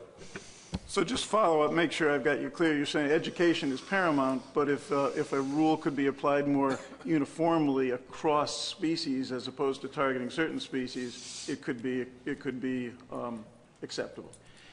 It would probably be better accepted. You still run into situations, for example, just because you have a species on board, we would have to prove before a court that you used that device to catch that fish. How was it? Was it a treble hook? Was it you were using artificial lures or whatever? How do we prove that unless it's observed? So the manpower, the time that goes into those observations, and let's face it, it's not going to be a mock patrol boat out there making these observations. There's going to be a covert capacity, which is manpower intensive to support this. And then you take it to the next level, and you need to prosecute this. And what we learned up and down the coast is the majority of our recreational fisheries and commercial fisheries are going before our district courts. So there's a criminal standard there. So you're presenting a case on a circle hook into a district court. The same judge is hearing cases of domestic violence, larceny, DWIs, and, oh, by the way, this gentleman's here or this gal's here for a circle hook violation. Those are some of the hurdles that we need to get over to support this. Thank you. Thank you. Tom, I saw your hand up, but I'm going to reserve comment till we come back to circle hook discussion. We have about an hour and a half left, which is pretty daunting. So it's showtime. We are back to the addendum. Is that where we're at, Max? We need to do this in a very orderly process, or we're not going to get out of here in time. So we've broken it down. There will probably be 6 motions that we need, possible amendments and such. The first one, we need a motion on the primary option. Which are we going to take, 1, 2, or 3? And then according to whatever we decide that, and they're mutually exclusive. We then have to go to the sub-options, one for the ocean and a motion for Chesapeake Bay separate.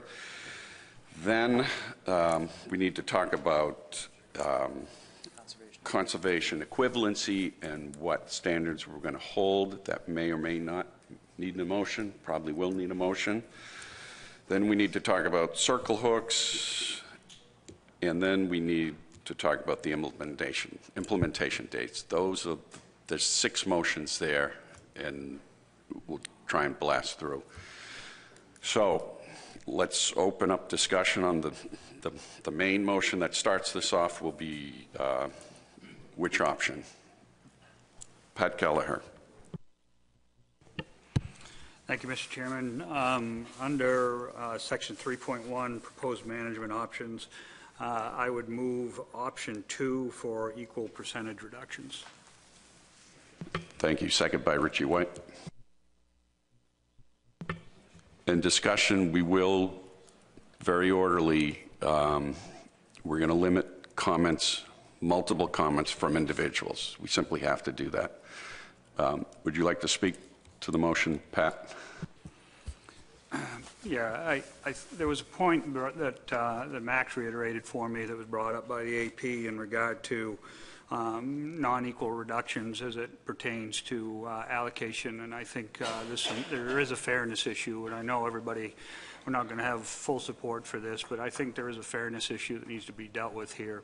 And option 2 certainly does that. It also gives flexibility to develop alternative regulations through conservation equivalencies, including allocation between sectors. And so I think states and jurisdictions have that ability. So thank you. Thank you. Did I see Richie? Steve Train. Thank you, Mr. Chair. Could I ask, is it possible while I say I oppose this to get figure 3 up on the screen while I explain why I oppose this motion from our data? From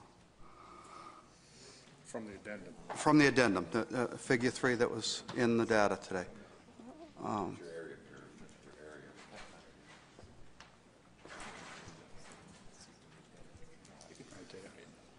You just had it. There it is. So figure 3 pretty much explains why I will probably oppose any motion that starts with option 2.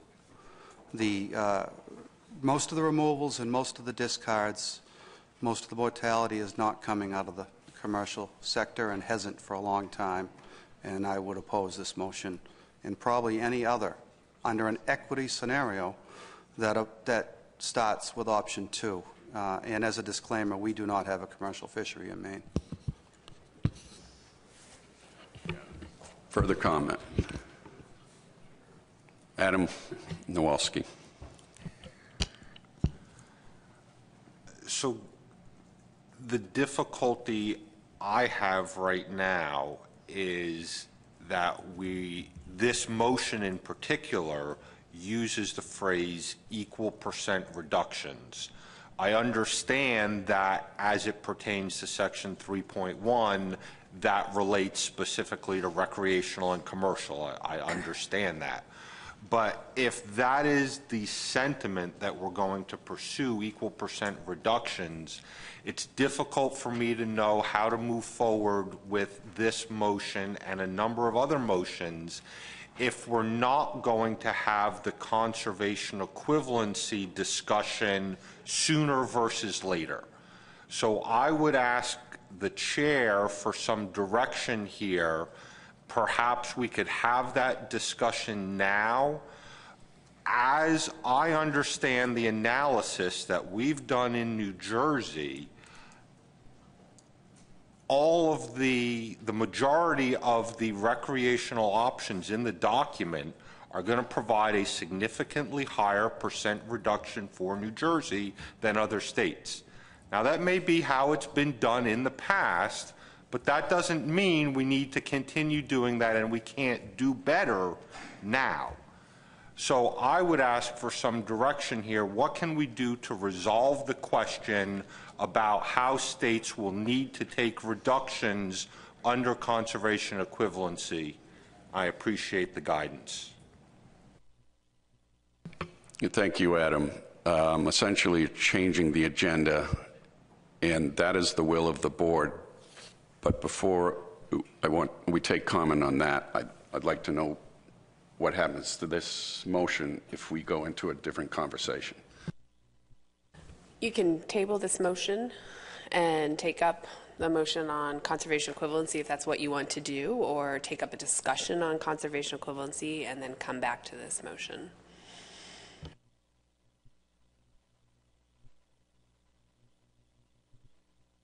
Which would require a vote of the board to take either a consent of the board. If there's no objection, you could table the motion until after a discussion on conservation equivalency. If you need to vote on it, then the only thing that would be debatable is the time frame after conservation equivalency is discussed, and then you just come back to this motion if that's the intent of the board. Pat Gear. I want to agree with what Adam was saying, because I think everything we're doing here revolves around the conservation equivalency. If we're going to create a vote, I mean, in Virginia, we've already put several recreational actions in play. We did that last month. So we need to know what those conservation measures, what we're going to be able to do conservation-wise. We want to be able to use those measures to adjust our commercial catch as well. In our state, it's about 62% recreational, 38% commercial. So we would like to almost a modification of the 18%, where a recreational not taking 1.8, but we're taking a higher amount, but not 18%, higher than 1.8, but not 18%, and because of what we've done recreationally. So I really think we need to have this discussion first. Further discussion. John Clark.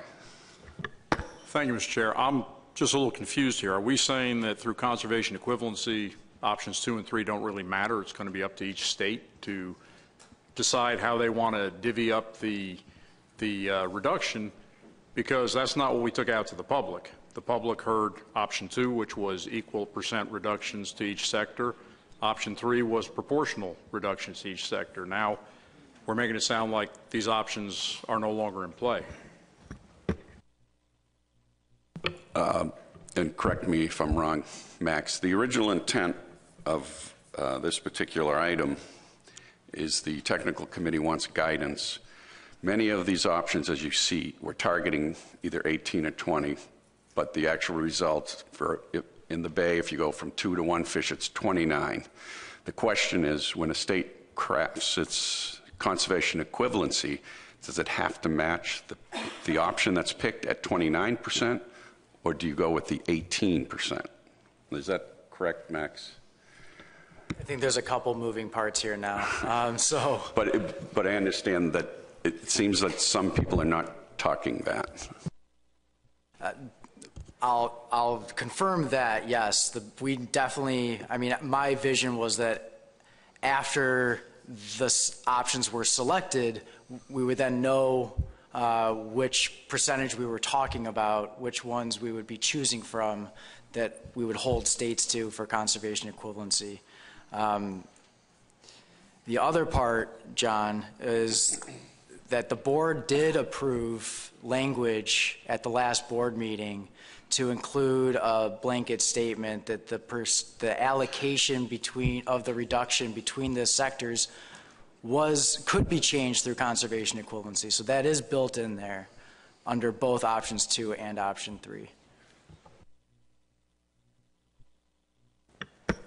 Yeah, I understand that, Max, but I'm just saying that it just seems like at that point, then options 2 and options 3 are identical when you get to a conservation equivalency for a state. Is that actually what we're looking at here?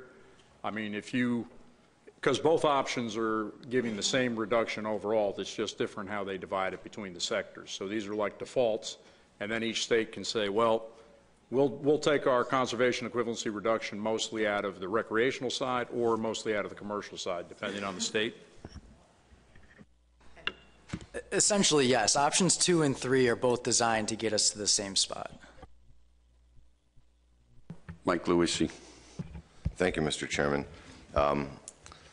I agree that we need to have the discussion regarding conservation equivalency. And the way I see it, it's that a state, we need to know as states what that ultimate target is as far as what the total removals need to be in a conservation equivalency proposal.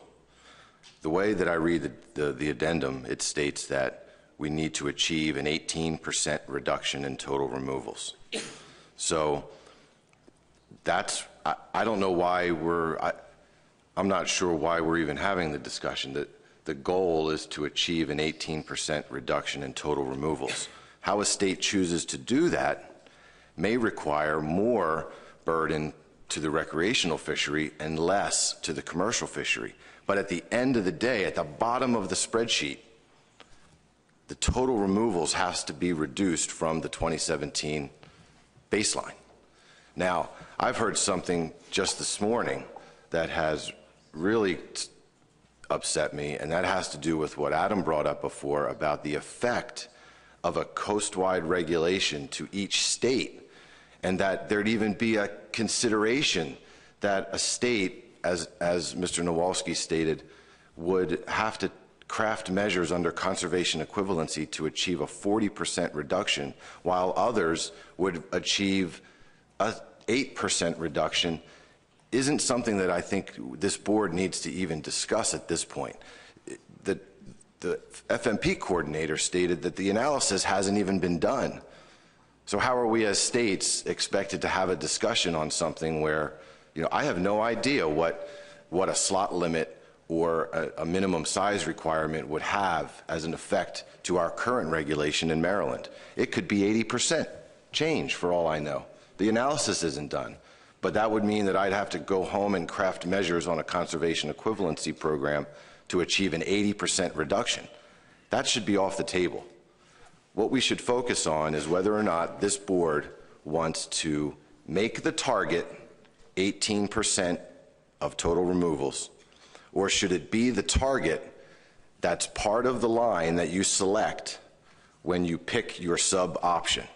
If the sub option achieves a 21% reduction, but we're striving for 20 on the recreational fishery under option 3, do we have to go to 21 now? Or do we use 18% total removals as the baseline for all of these conservation equivalency programs? That would be my opinion, Mr. Chairman, that we keep it simple to those 2 points, and then we can move on from there. Thank you. Tony. Just to help the board along, hopefully, maybe, for each of the motions that you make, I would say that conservation equivalency is allowed under that motion unless the board specifically says it is not allowed. The plan will allow you to do that, and I think that helps you with this first one. For the second one, when you get to the individual options, the board should state in their motion, so that as you debate the motion, if it is a 20% reduction for the option that you choose, then you could say under conservation equivalency, the plans have to reach a 20% reduction. If you want it to have to just stick to the coastwide 18, then say it needs to stick to the coastwide 18. That's actually very helpful. Andy Shields. Thank you, Mr. Chairman. So I'm glad John Clark raised this question, because I was thinking the same thing, and although I heard compelling discussion since, I'm very concerned about the public side of this. So when we had our meeting, we were the first state to hold a meeting, and I have the decision tree that Max had on the board, and it was the handout, and we are at the very first decision we need to make today, and we're stumbling over the very first decision. And the way that I understood that this was presented was that it was option 1, keep it the same, option 2, split between the sectors, or option 3, have a different choice. When this was presented, it was not presented with, oh, and there's this thing called conservation equivalence. It's really detailed, and we have to take our time to explain it, and every state could be different. What I thought we were deciding, and what the public reflected, was 50% commercial, 50% recreational. We're going to share the burden percentage-wise. I thought that's what we were telling the public and what they commented on. We have heard very quickly that a conservation equivalent can be done state by state, and the state can decide to split the sectors. I didn't understand that. I need conservation equivalents for Pennsylvania to make our regulations work for us, so I'm not against that. But what I'm against is I think we promoted to the public, you had a two-headed decision to make. The majority of people chose option 2, and I think they believed that that meant commercial and recreational were both coming down in equal percentage, even though the total numbers of fish would be different. Hearing the conservation equivalent fine-tuning means that is not in actuality what's going to happen. So I would like to know, is that what the public believes they heard, and is that legit, considering that's what we went out to them with? And did all the extra fine details about conservation equivalents get explained like I think I'm explaining them now, and I think what I heard, so they could make the public opinions that they have? I'm not picking on any of the groups. I'm just trying to get to the point that what did the public understand we were doing here? Thank you.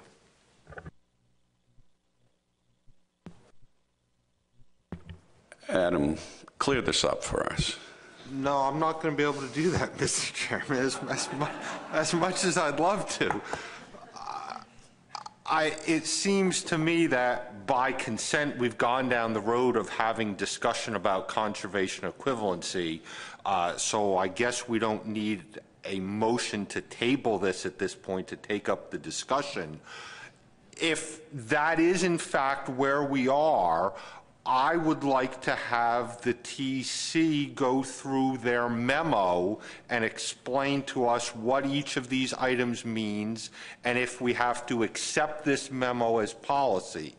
If you don't feel we can just do that now by request, then I will make a motion to table the motion that's before us in order to get us specifically to that memo. To the point that we've heard here, number 5 in the memo under recreational options states may allocate the total required reduction differently between regions and sectors. So it's clear in the memo what we're talking about. That's the TC's recommended proposal. I think we now need to, as a board, know whether we're going to accept that. So, Mr. Chairman, I'd like to see us get to the discussion of the memo. If we're there, please tell us. If not, then I will make the motion to table to get us there. Yes, Dennis Abbott. Thank you, Mr. Chairman. At the moment, we do have a motion on the board, and that's what we're discussing. And if Adam wants to stop us from, at this point, to get into a technical discussion, we need to table this right now. And if we don't want to table it, we have to move on with our business. Thank you. I just want to pause for a second, because I don't think the criteria that we would go over in the TC memo really gets to what you're asking for, Adam, and that's for an answer to what percentage states are going to be held to for conservation equivalency before we start selecting these options. What they're going to go through is what kind of data you can use and things like that. We need the guidance from the board beforehand. So it's clear we need to table this or not. That's the will of the board. We either do it by consensus. Isn't there an objection to tabling this and moving to? I see objections. We need a motion. Adam Nowalski. Move to table the motion to discuss the technical committee memo for criteria for conservation equivalency. Is there a second? Seeing no second, Eric Reed seconds it. Discussion, Adam. As a point of order, Mr. Chairman, I don't believe there's any discussion on a motion to table. Thank you.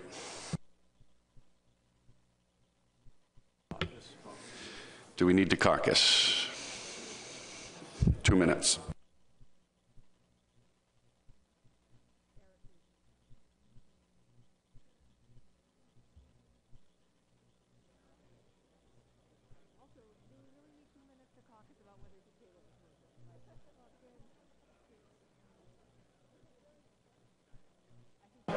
Folks, let's get back to the table. Yes. shots. I want little shots.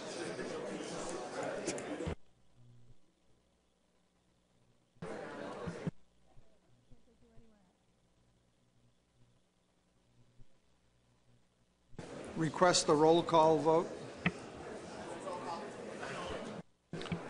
A roll call vote has been requested.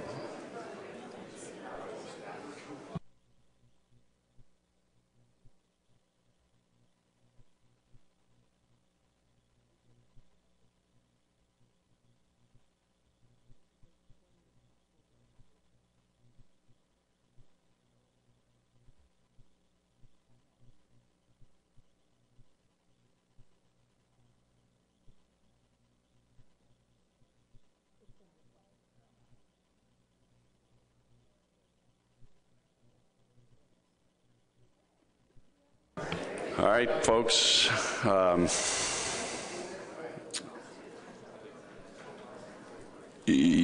Prepare for a roll call vote.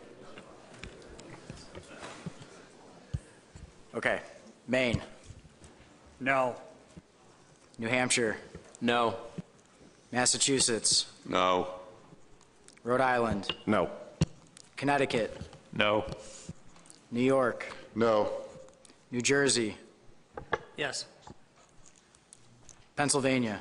No. Delaware. No. Maryland. Yes.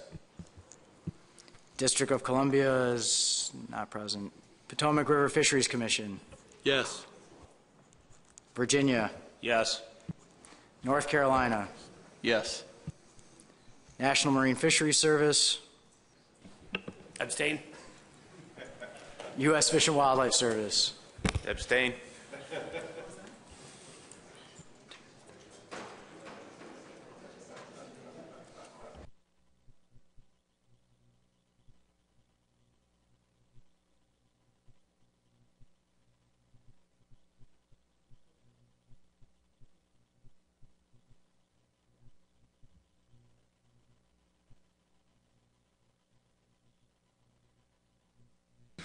The motion fails. 5 in favor, 8 opposed, 2 abstentions. Brings us back to the motion.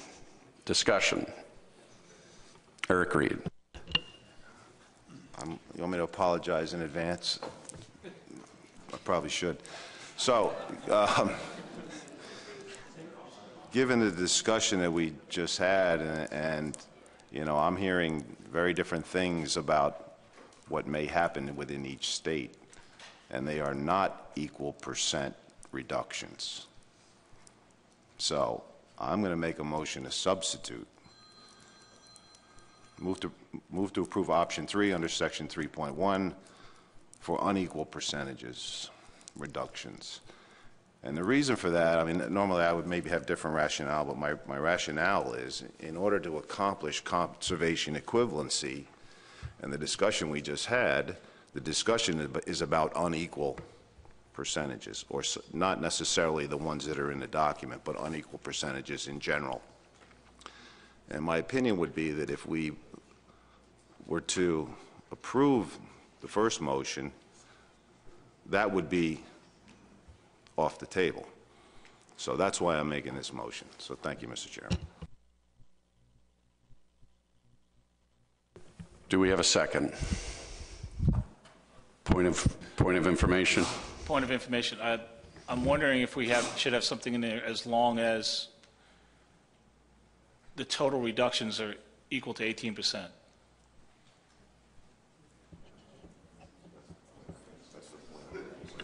That's how the calculations were done. So the total reductions needed 18% across both sectors. That is factored into both of these options. Okay. Essentially, as I read it, we're just substituting option 3 for option 2. Is there a second? John Clark. Discussion. John McMurray. Thank you, Mr. Chairman. So option 3 would place 99% of the conservation burden on a sector that accounts for only 90% of the mortality. There's something not right about that. This is a shared resource. All sectors should share in the burden to end overfishing. As Pat mentioned, I think this is an effective effectively an allocation, reallocation based on 1 year of data, and that's not the way to make an allocation decision. Now, I would also point out that the commercial reductions are based on quota, not harvest, and so could, on the water, actually result in an increase. And the entire point of this addendum is to decrease fishing mortality. And lastly, by this reasoning, and we started to get into it, you could require states that don't account for a lot of fishing mortality to take smaller reductions, and I don't think we want to go down that road. So, thank you. Further discussion. Mike Lewisi. Thank you, Mr. Chairman. So I support the substitute motion to approve option 3. And the reason that I do is that while I understand the concept of equal in option 2, when it really boils down to it, the effect of the alternatives when applied are very much different to the actual individual within the different sectors. So yes, the equity in option 2 is only in number, but the effect is much different. And so as an example, the difference on the coastal recreational measure between option 2 and option 3 is a 1-inch difference in the minimum size. It's also a 1-inch difference in the top maximum size limit in the slot. And so when that provision is applied to a recreational angler, whether that angler is a catch and release angler or somebody who may want to harvest a fish to eat, that 1-inch difference means so very little to the ability of that angler to have access to that fishery and to go on a fishing trip. Charter boats, I can't imagine, would be affected by a 1-inch difference. They're still going to be able to sell the trips, whether it's 35 or 36-inch minimums. Or if it's a slot, the 1-inch difference in the slot I can't imagine that it's going to make a difference on selling trips. Now, on the other hand, you spin it over to the commercial side. There's very much a difference to the individual fisherman when you apply either a 1.8 or an 18% reduction to that individual. In the state of Maryland, we have an ITQ fishery. Each one of our 1,000 permit holders has an individual quota that is essentially theirs. Quota right now, a pound of striped bass quota is selling on the market through the transfer process for between $18 and $20 a pound for the permanent transfer of striped bass quota from one individual to the other. I know a great many individuals that have spent thousands, if not tens of thousands of dollars to acquire quota for their business to support their families and to make a living on the water. And there's a much bigger difference in taking 1.8% from that person and taking 18% of their quota from that person. So they're not equal, and that's why I support option 3, and I hope the rest of you can as well. Thank you. Thank you. Richie White. Thank you, Mr. Chair. I need clarification on option 2, because I was under the understanding that Maryland, and they were, let us know this, that they were going to assign the total mortality reduction to the recreational fleet and not the commercial fleet. And I wasn't aware that they were not able to do that under option 2. So is that the case? I don't think it's a question for Maryland. No, it's a question for would this addendum allow Maryland under a conservation equivalency, option 2, to have them take the full reduction in mortality on the recreational sector alone? Yes, option 2 or option 3. Follow up? And I don't understand the problem of why we have to go to option 3. If most of us want to have an equal reduction, we pass that, then any state that wants to adjust that has the ability to do that under conservation equivalency. So I don't understand this, all of a sudden, this move to option 3. To that point, Mike, briefly. I'll be very brief. So, Richie, we've been very open in the fact that we would like to implement a conservation equivalency, but we are limited to that conservation equivalency to the Chesapeake Bay. We don't have the information available to us on the coast. So we have a coastal and a Chesapeake Bay commercial fishery. So in order for us to minimize the impact to the commercial fishermen, option 3 is our only way to achieving that on the coast.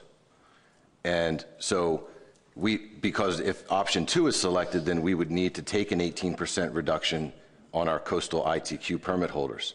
Now, and I will say, on the flip side of all of this, a state could decide if option 3 is selected that they would prefer to do it the way option 2 is laid out. But the impact on us with option 2 is more than what I'd rather have a starting point of option 3, and then if a state wants to reduce its commercial harvest equal to that of its recreational harvest, they have every right to do so as long as they achieve an 18% reduction in total removals. Thank you. Pat Kelleher, then John Clark. Mr. Chairman, 2 of the 3 people I'm going to dinner tonight have either spoken against my motion or made a motion to substitute. So if you'd like to go to dinner tonight, via the bar. Yeah, and I do have the Red Bull because it may be long here today. But in all seriousness, I'm trying to understand the motion to substitute. I'm not sure I agree with Mike. If option B is chosen, a state can still choose to reallocate their 18% between sectors. And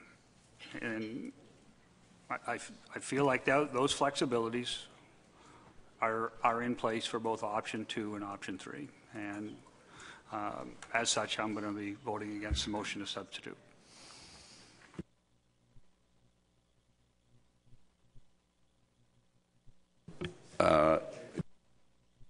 I'm sorry, there's someone, John Clark.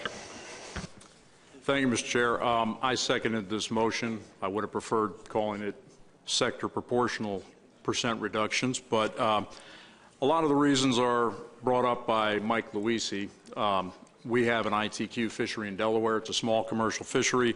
We catch the quota every year, and beyond just the commercial fishermen, we have a lot of people in Delaware who are not represented here that like to eat striped bass. In particular, I know our commercial fishermen really target Easter week as a big market for striped bass, and that's another factor to consider in this, of course. But I think getting back to the options, I know from this conversation we've had here, it seems that a lot of states are planning to just, no matter what option is chosen, divvy the reductions up between sectors how they see fit. But for a lot of states, I know I was looking at this more as more simple, that we choose an option and I wouldn't have to go back and come up with a conservation equivalency. And that's one of the reasons I think for many states that option 3, or if they prefer option 2, would work, because they wouldn't have to now go back and start looking at all the different numbers and say, well, this is how we get to 18% for our state. And plus, it gets us further and further away from one of the stated goals, which was to have uniform regulations up and down the coast. So anyhow, that's my reason for supporting 3. Marty Gary. Thanks, Mr. Chairman. A question for the maker of the motion. Eric, is the motion meant to read that it is option 3, meaning a 20% reduction to the recreational sector and 1.8 to the commercial, or is that the way that could be interpreted? Is it could be anything that's unequal? I'm just looking for clarification. Is that actually the way? Is your intent that it was supposed to be the 20 and 1.8 as it's listed in the addendum? Thank you. No, actually, my intent was to provide the flexibility to the states should they do something under CE. I think I said that. I think I said that. Yeah. But That's my point. Option 2 says equal percent reductions. That's what it says. And my opinion is, if in fact states want to use CE, then you have to have a motion that says you can do that. The original motion from my ex-dinner companion is doesn't do that. It doesn't do that. So that's why I did it. I appreciate that. I want to clear the air a little bit here. So that flexibility exists under both option 2 and option 3. That was the board had approved adding that language at the August meeting to both options. Senator Miramont. Thanks, Mr. Chair. I wasn't clear on why Maryland believes it can't use the CE on both the coastal and bay, that they believe there's a restriction. I don't get that. Please clear it up if you can. Mike. Thank you. So let me see if I can. I'm not much on the technical side of things. However, the coastal fishery, if a recreational regulation is selected for the coastal fishery, and we want to create, in order to, we'd have to do 2 conservation equivalency programs, one for the Chesapeake Bay and one for the coastal fishery, given that there are 2 separate commercial quotas. And the difference and the reductions would need to be, if we decide to deviate from an equal percent reduction, we'd have to describe how our recreational measures were going to account for that difference. We don't have any information in Maryland. It's such a small recreational fishery on the coast that we're unable to use our own Maryland data to craft a conservation equivalency measure on the coast. We can do it in the bay because we have all kinds of information on catch in the bay. But our catch has been so low recently on the coast, we don't have any information to provide to change the rule so that it accounts for, we can go to the technical committee and say, our change to the rec measures accounts for the difference in that reduction on the commercial side. So the only way for us to be able to go home and apply a lesser reduction to the commercial fishermen, which is what our intent is, not 0, but a smaller reduction, is to start as a base as with option 3. And then if a state wants to do more than that, or they have the flexibility to add more reduction to the commercial fishery if they choose to. It's the only place we can start, which is why I've supported the motion. Hope that helped. Thank you. Roy Miller. Thank you, Mr. Chairman. I hearken back to comments made by Andy Shields earlier that when this went to public hearing in our state, the options I thought were fairly cut and dry. Option 2 was 18% for both sectors.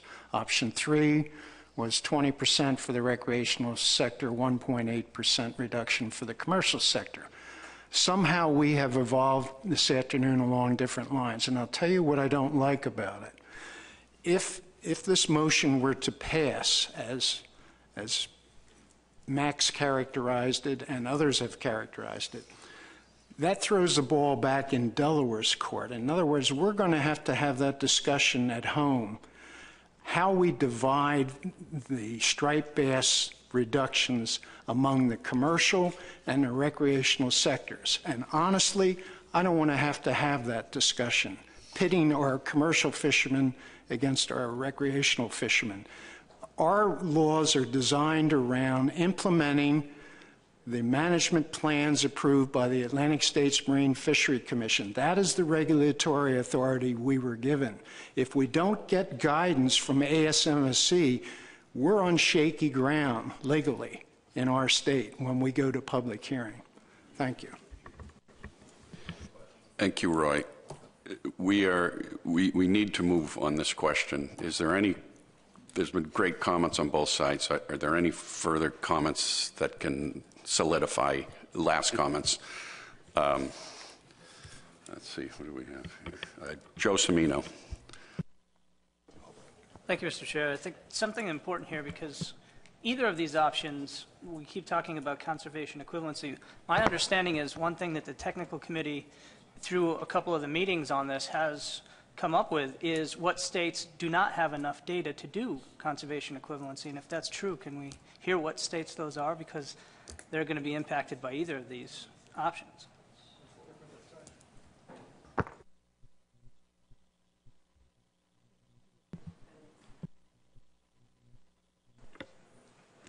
It's kind of hard to answer that question, I think. I mean, there's data that exists to do these types of reductions for every state.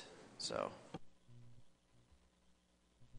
All right, I'm gonna call the question.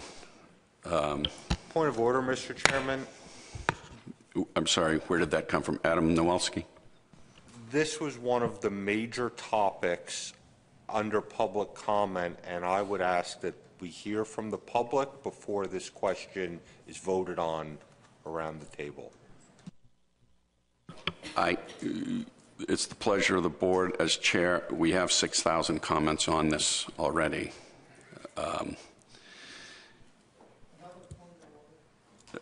Point of order, Dennis Abbott. Yeah, it's a simple one. Some of us don't hear so well, and maybe the audience also might be having difficulty. I like to hear everyone's comments. John McMurray, you're a low talker. Joe Cimino, you're a low talker if you don't have the microphone close. So I'd ask everybody to get closer to the microphone so everyone can hear you, because we do want to hear what you have to say. I do. I'm sure everyone else does. Thanks.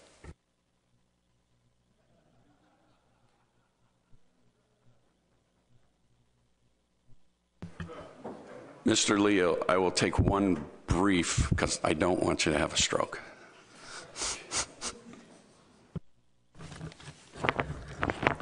Yeah, thanks. I think the point has been made pretty clear that option 2, reducing the commercial landings by 18%, does very little to help solve the problem of overfishing. The commercial landings being only 10% of the total landings. However, that 18% applied to the commercial fishery in New York State has a very significant impact. Presently, a commercial striped bass fisherman in New York State gets about 220 tags. Each tag allows a striped bass to go to market. You're going to take away 1/5 of his quota, 1/5 of his tags. That actually equals, in monetary terms, between $2,400 and $3,000. Now that's about what he has to pay, to make his installment payments on his truck. So I would consider that to be a very significant impact, whereas I think, as Mr. Luisi has made the point, the impact on the recreational fisherman's actual ability to go out and catch a fish or two fish is very little impacted, whether he gets an 18 or a 20% reduction. Thank you, Mr. Leal. I'd prefer to call the question. I'm seeing head nods. Let's caucus. Roll call vote requested. We have a roll call vote requested.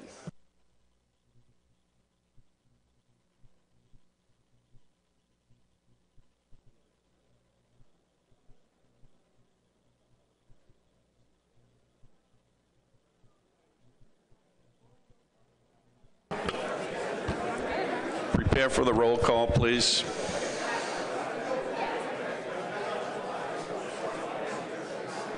Max.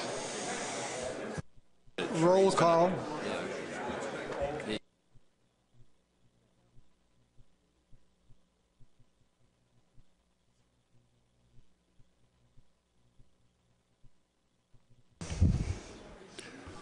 On the motion to substitute, Max, a roll call, please. Maine. No. New Hampshire. No. Massachusetts. No. Rhode Island. No. Connecticut. No. New York. Yes. New Jersey. No. Pennsylvania. No. Delaware. Yes. Maryland. Yes. Potomac River Fisheries Commission. Yes.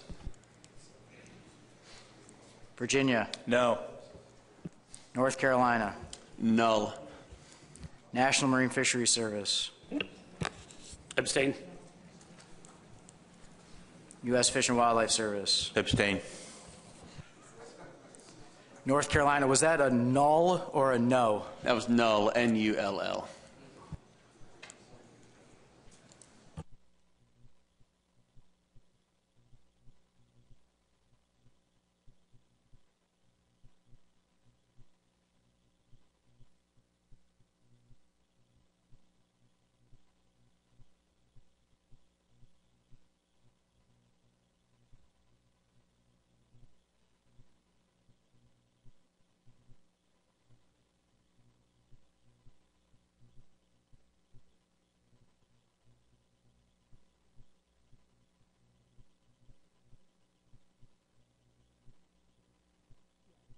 The motion fails.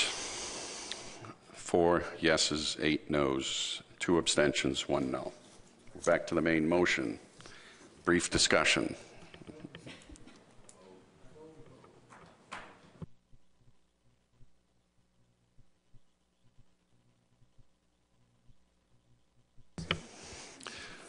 All right, let's go to a vote. All in favor, raise your right hand. A roll call vote, please. It's been a call for roll call.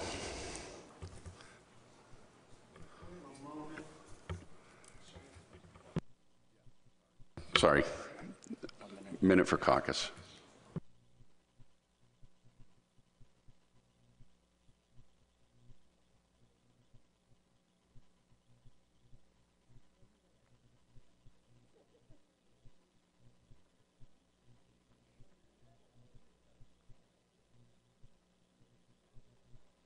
I'm sorry, there was a nature break needed by the roll caller.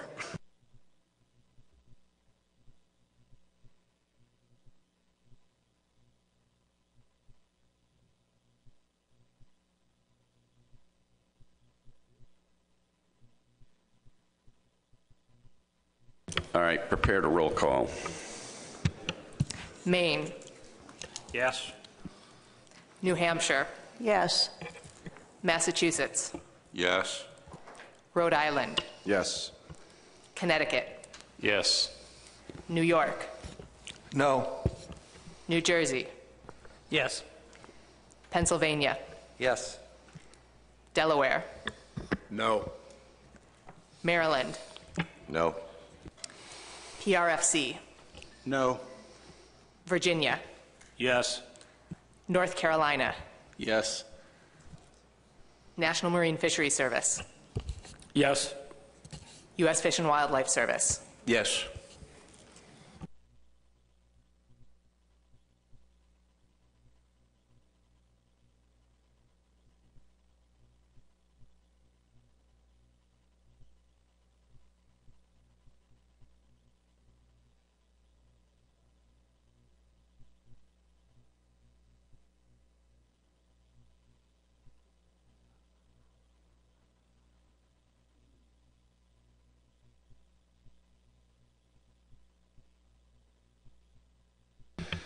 Motion passes 11-4. All right, let's move quick. That's motion 1 of 6 needed. So it brings us to the sub-options that we need to move to. And we'd like to go with ocean first. Justin. Thank you, Mr. Chairman. So I move to approve sub-option 2A2 under section 3.1, 28 to 35-inch slot limit for the ocean recreational fishery. Second. I'm sorry, where was the second? Mike Luisi.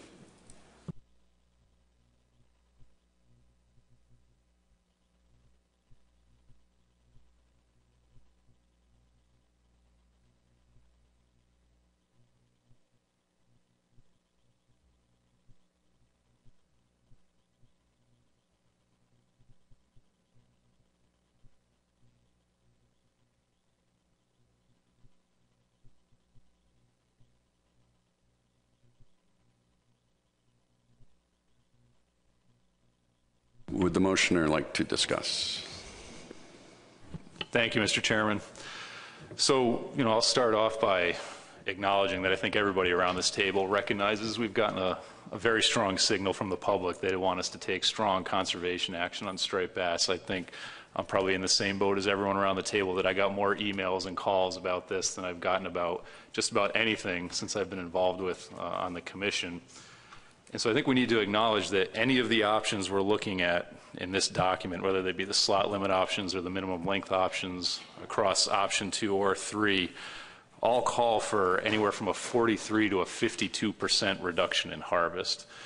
To me, that's a substantial course correction to make in 1 year, to essentially cut harvest in half in a fishery. So I think whatever option we go with, we're meeting the mandate we've gotten from the public to engage in a substantial course correction for this fishery. So given that all these options will sort of provide an equivalent, more or less, reduction in harvest, I think it's left to this board to decide which one of these options best fits the fishery we have right now, the status of the stock, provides the best way forward, the best management philosophy. So I remember being shocked when one of my staff members who was working on the PDT brought it to my attention that an 18% reduction in removals for the stock was going to equate to a 50% reduction in harvest. At first I thought that couldn't be right, and made him rerun the numbers. But really I think it underscores one of the major challenges we're facing in this fishery, which is discard mortality. And we should acknowledge that none of these options we're about to talk about deal with that issue. I think that's a major issue that this board has to deal with. The circle hook requirement could be a good start, but I would like to see the board give this more thought down the road, potentially in an amendment process. I have real concerns that a high minimum length limit is only going to increase the level of discarding and the amount of discard mortality we're experiencing for the stock. I know that on paper, all of the options will provide sort of about equivalent increase in release mortality, anywhere from 3 to 5%. But I have concerns, and I've put this on the record before at a previous meeting, that the size structure data that was used to formulate these options, the 2016-17 data, while it does capture the strong 2011 year class, we're in a situation now where we have 2 strong year classes starting to recruit into the fishery. I think that we're sort of underestimating the catch of smaller fish that we're going to experience in coming years, and so I think we're underestimating the amount of release mortality we might be adding with a high minimum length limit. So that's one of my concerns. Another is, I guess, what seems to be an emerging theme today, which is disproportionate impacts on different sectors or different states. We're treating the fishery as sort of this one consistent fishery across the whole coast for the purpose of formulating these reductions, but I think we know that size structure of fish can vary, availability can vary across the coast year to year, and that also sort of the motivation to fish for different sectors within the fishery is tied more to harvest for some fishermen than others. So we've heard a pretty clear signal from the for-hire sector, from some other recreational anglers, that the opportunity to harvest fish is still important to them. They recognize we need strong conservation, but they want us to still provide some reasonable opportunity for harvest. So I think that the slot limit option provides that. I'm concerned that a high minimum length limit will just be too exclusionary for certain sectors or certain regions, depending on the availability of fish in their area. And finally, I'll just close with, I think from a fishery management, sort of philosophy standpoint, just stepping back and not thinking about the percentages in the table. Really what we're sort of doing next year is we're asking anglers to release half the fish that would have otherwise kept, and we have to make a decision. Do we want them to release the large fish over 35 inches or the fish between 28 and 35 inches? And so I feel like from a fisheries management standpoint, there's abundant evidence out there that older, larger fish are really important to the productivity of the stock. It's those fish which are most desirable for anglers. It's also those fish that comprise the spawning stock biomass, the depleted state of which is our main concern here. So I think from a philosophy standpoint, it really behooves this board to send a signal to the angling public that it's important to return those large fish to the water and protect those older, larger fish. So those are all the reasons that I support a slot limit for the ocean recreational fishery.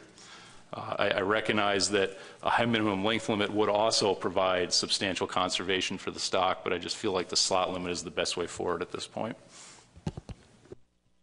Thank you, Justin. Richie White, then Tom Foti, then Mike Luisi.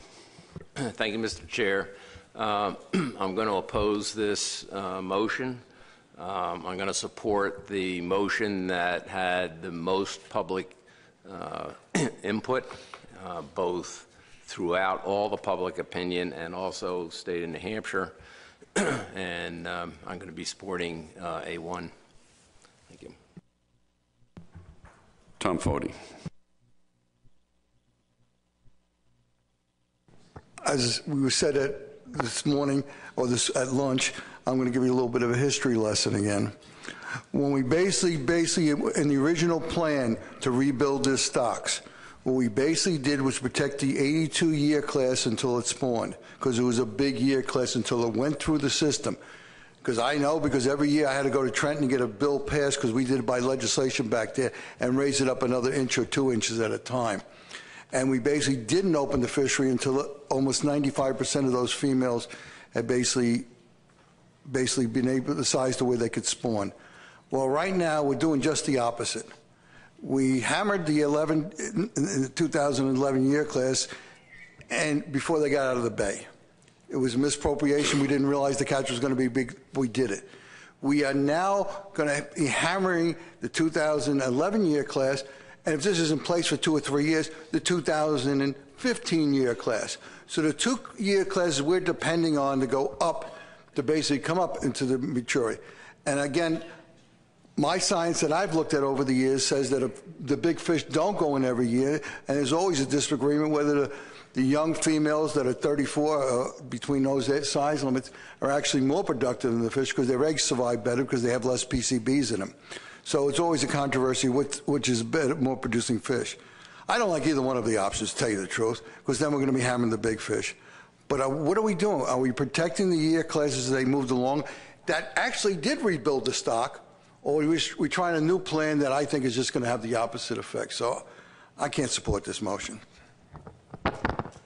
Mike Luisi. Thank you, Mr. Chairman. Justin Davis, there's nothing more that I could add. He basically said everything that I had planned to say regarding this alternative for the slot option. And, you know, all things considered here, we have two ways to go. They both really accomplish the same thing. And the conservation effort is extreme based on how much reduction in harvest that we're looking at. So I'm supportive of one of these tools being implemented. I just can't, by going with a 35-inch minimum size limit in the state of Maryland on our coast, which our fishery in the ocean is almost non-existent. The only fishery we have left is a small fishery in our back bays area behind our barrier islands. The only thing that would allow for any harvest at all, and that 28-inch minimum size limit in the bay is almost impossible to catch, to allow for any harvest at all and to allow for any charter boat operation in our coastal fishery to continue fishing. It's the only choice that we have is the 28-inch minimum size to the 35-inch slot. So I'm going to support this. Thank you. John McMurray. Thank you, Mr. Chair. Dennis, is this sufficient? Good. So, again, I want to point out that overall public comment was 2-to-1 in favor of 35 inches. And I would point out that the TC does acknowledged discards, and it was listed out with each option, even though it wasn't on the slide, and it was anywhere from 4 to 6. I think one of them was 7%. But the TC has been very clear from the beginning that that large size limit far outweighs far outweighs that 4 to 6% in total reduction in fishing mortality. What this does is this targets a very narrow band of year classes, 7 or 8 inch. And part of my question earlier was, and I have to be honest, I didn't understand your answer. What I was getting at was what year classes are going to fall within this slot limit, because that's significant. I mean, we're running the risk of putting a lot of pressure on the 2011s or the 2015s, and that's really what we're trying to protect. I can't look at this option and seriously believe that it's going to reduce fishing mortality, because you're going to have a whole lot of guys focusing effort on this 28 to 35 inch fish. And I understand the rationale, and I understand the part of the public that supported this, and they want to have the opportunity to take home a fish, and I get that. But the entire reason that we're doing this addendum is to keep people from taking home as many fish as they had. And this doesn't really achieve the objective that we're trying to achieve here. I'll leave it at that for now. Thank you. Jim Gilmore. Thank you, Mr. Chairman. I'm not going to go into a lot of the comments I've heard made, but the one thing I will say is that I didn't get any clear signal on this thing, because we got a lot of conflicting signals on it. But I'll just give you my perception on this. Is right now, the one thing that we did here, and this was up and down the coast, that there was a success story years ago, and we raised the size limit, and it worked. So everything else is sort of a maybe it'll go, maybe it won't. But raising the size limit to a higher level with one fish worked. The stock came back, and it came back like gangbusters. So that's what rings in my head as being a place to be going. So on top of that, remember, if we go to that larger fish, and it's different up and down each one of the states, but in New York, we are leaning more towards that larger fish because it worked, and then secondly, because we're going to do conservation equivalents to take care of some of those smaller sectors. The Hudson River fishery is small. We have a mode split, and we think we can maybe use that larger size limit, but still accommodate those parts of the fishery, so we do both. We maybe don't have a big economic impact, but we also rebuild the stock as quickly as we can. So at this point, I'm opposed to the motion. Thank you. Adam Nowalski. For states that choose to pursue conservation equivalency with this option, what will the TC review the proposal and come to their recommendation for the board whether to approve it or not? Will it be that their CE proposal achieves the % reduction in harvest that's in the table? Will it be that the state achieves the % reduction in removals? Or will it be that the state achieves the % reduction in harvest or removals that we don't know the answer is to based on some analysis of what their percentage is of the coast? That is guidance that the TC is looking for the board to. We would like an answer from the board as to what % conservation equivalency proposals will be held to. So when are we going to have that discussion, Mr. Chairman?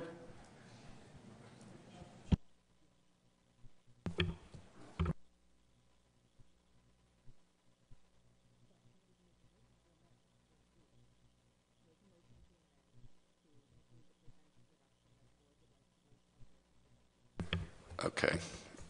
It's been suggested that you make a motion to amend and insert that percentage into this motion.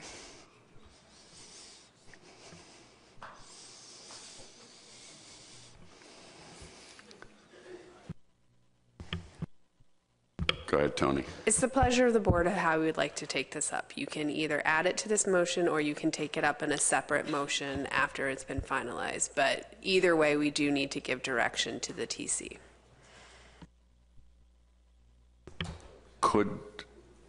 Nicole, could you clarify what the options would be right now?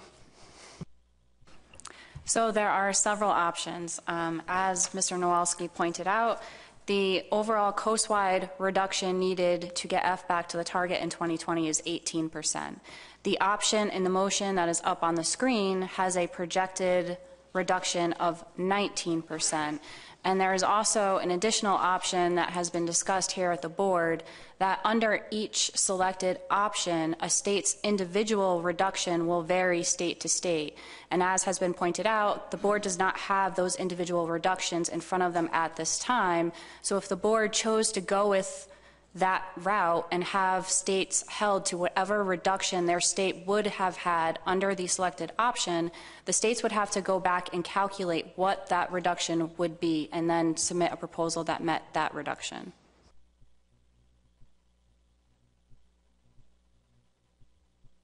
Is that clear to everyone? That's the discussion we need to have, or we include an explicit option into this. Adam?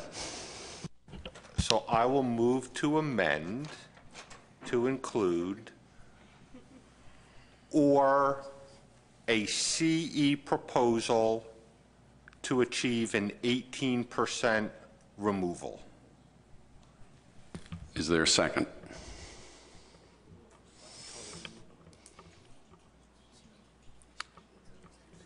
Is it Chris? Yes, second by Chris Bat-Savage. Let's get it up on the board.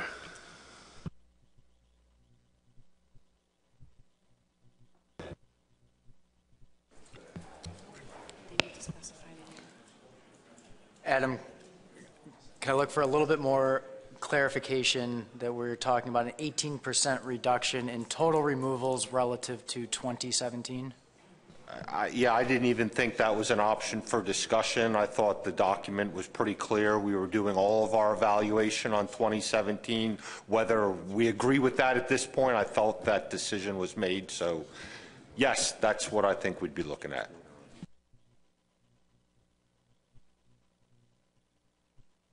And we have a second by Chris Bat-Savage. Would you like to speak to the motion, Mr. Nowalski?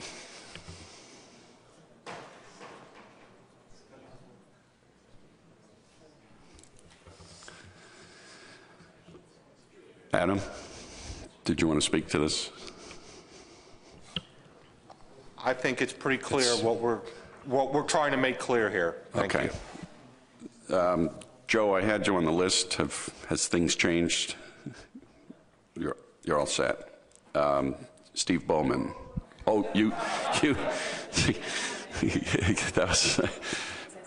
We're going to speed things up here. Yeah, thank you, Mr. Chairman. You know, as Jim Gilmore pointed out, you know, for some of the states it wasn't clear what exactly was the preferred option, but it was clear in New Jersey that no one liked any of these options. And these options are going for a, you know, a reduction in F. And I'm surprised my low-talking fellow commissioner didn't get to the point where, you know, we need to be looking at rebuilding this fishery. And so whatever option we choose, I hope that we're having a very quick discussion and an motion on getting that amendment back, because we don't know really what these options are doing for spawning potential. And I'm concerned that because we were only shooting for 18%, we're talking about several year classes in this slot that you know, can be vulnerable for quite some time if we don't really reevaluate this soon. So I'll leave it at that. Thank you. Thank you. I have Steve Bowman. Mr. Chair, all I had was a point of order, and if it's okay, it's fine. But normally when you get a move to amend, it's an amendment that's chosen or accepted by the maker of the motion. If the rules are a little bit different here and I misunderstood that, that's fine. I just want to make sure when this motion goes through, as much conversation we've had on, it's made in the correct form. I don't know if this should be a substitute motion or a move to amend with a second based on the existing motion is appropriate. That was just my concern. That's all it is. And if it's good to go, according to parliamentary procedures, it's good to go. I'm getting the nod that it's okay in this form. Mike Luisi. Thank you, Mr. Chairman. I'll be very brief. I support the motion. I don't think there's, I think of the three options that Nicole referred to, I think this is the only really viable option. You know, I actually presented at one of the hearings and spent no time discussing that the total removals in the table would be something that we would have to achieve if that selection was made in a conservation equivalency proposal. But the public in Maryland did not hear that. Nor would I feel comfortable in suggesting an option where an analysis hasn't even been completed yet. So I think this is what we have. I think it's clear. It's part of the discussion at the background information and the statement of the problem in the addendum, and I think this is what we need to support. Thank you. I may have missed someone, but I got Jay McNamee next. Thank you, Mr. Chair. So I'll start off by saying, with the conservation equivalency approach here for striped bass, we've got a mathematical issue. Conservation equivalency, you're either all in or you're all out. You can't piece it out. When we went in with a coast-wide calculation. That being said, I think Commissioner Luisi is right in that we don't have any other information to go by, and so because of that, I'll support the amended part of the motion.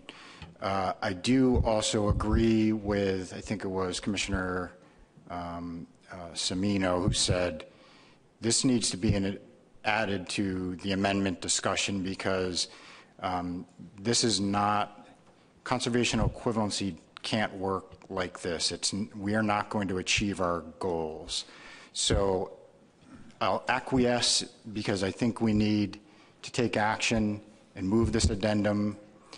I don't want it to get stalled because of a technicality at this point, but I think it's an important discussion that we need to have. We either want to go to some state-by-state management system for striped bass, or we are going to do coastwide management, and it can't be somewhere in between.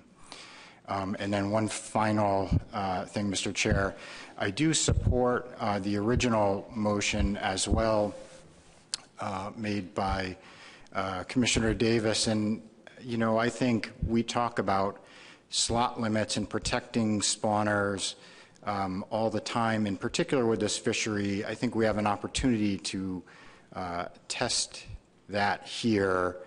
And so I liked the fact that in Rhode Island we got a lot of support for the slot limit, and there wasn't watering down of that slot limit with plus a trophy or plus some other, you know, measure. And so I liked it.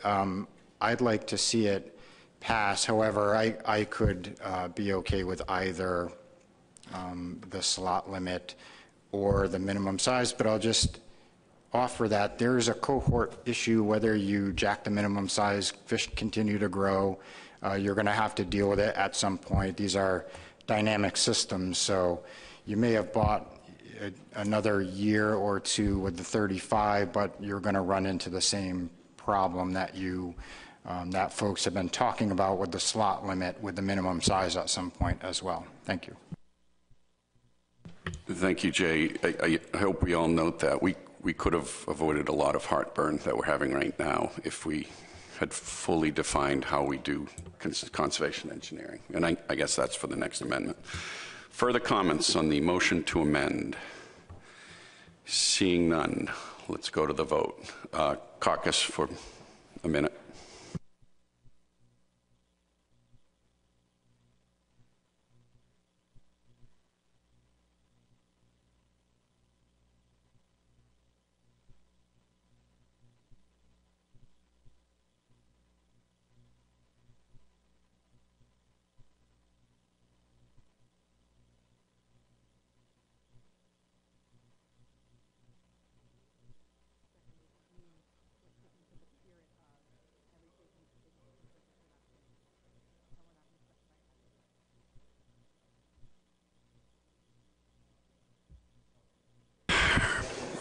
Are we ready to vote?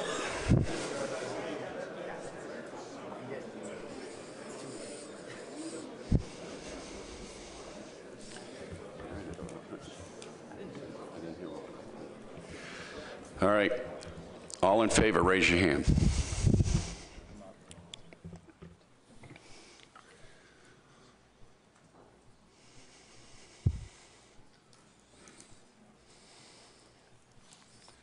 Opposed?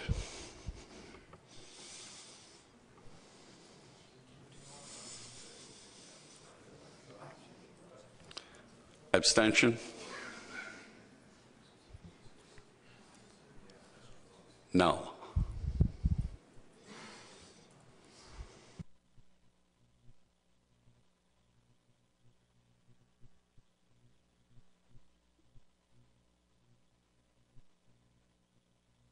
Motion passes 11 in favor, 2 opposed, 2 abstention. We will amend the main motion.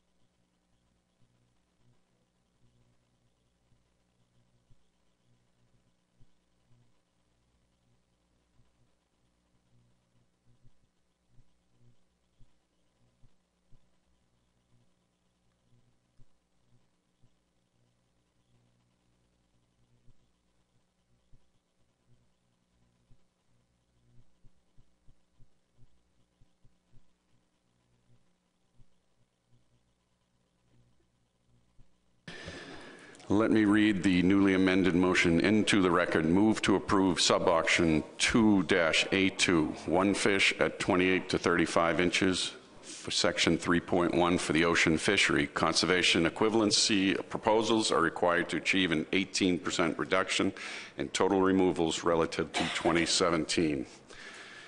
Are we ready to vote? Yes. Do we need to caucus? No. All in favor, raise your hand.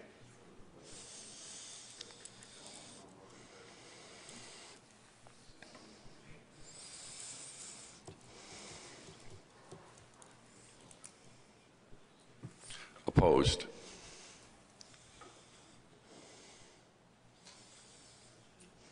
Abstention? Null.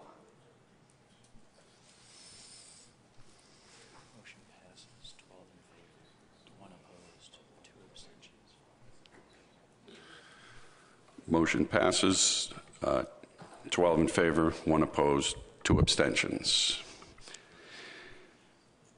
Moving on to Chesapeake Bay. Would anyone care to put a motion for Chesapeake Bay? Pat Gear. Here we go. Let's make this quick. Move to approve sub-option 2B1, one fish, 18-inch minimum for the Chesapeake Bay fishery. You took the and I wanted to do the same verbiage for the conservation that was up there. If we can get that in there as well. I know we should have wrote that down.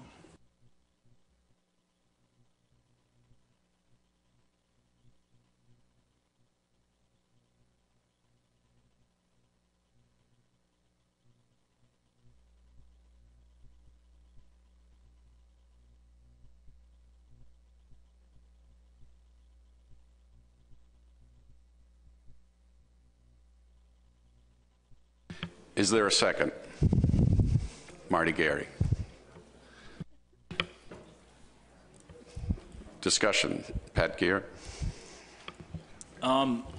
We kind of took a very proactive approach in our state. We've been working since March to try to look at this, and we've actually approved a one fish bag limit with a 36-inch maximum. So we've done away with our trophy fishery. So we've already instilled this in our state, and it gave us the greatest savings. Everything else would have had to been cobbled together with multiple items, and with discussions with our secretary and our commission and all our staff, we felt it was hard. But as Justin pointed out, we had to make hard decisions, and we decided that we were going to go with a 1 fish bag limit, and it gave us a substantial savings.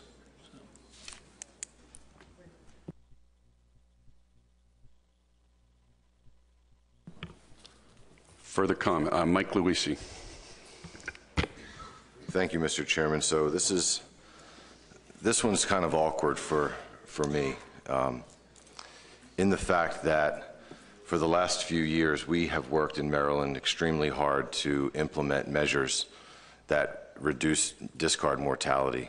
We've reduced our minimum size by 1 inch, and we implemented mandatory circle hook requirements for the use of with chumming and live lining. And so it's very difficult for me then to support an option, although we hope not to have to implement this option. I've been clear that conservation equivalency is something that we're strongly considering, using seasonal closures as a mechanism for achieving a desired result. So it's very difficult for me to say, yes, this is a great one. We're going to have a 1 fish at 18-inch limit that if we have to implement it, will eliminate our charter boat fleet in the Chesapeake Bay.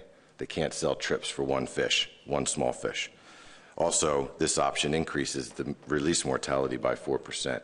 So it goes against the grain of what our state has been preaching and working really hard on. So I'm not sure what I'll do when it's time to vote, but I would say that we could support it because Virginia has also been working really hard, and this really is the only option of the 4 that could even possibly work. So I may have to abstain on this vote.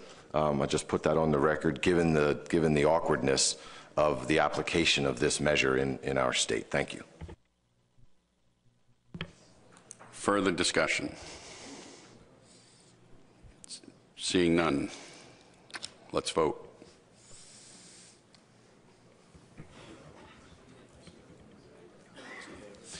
All in favor, raise your hand, please.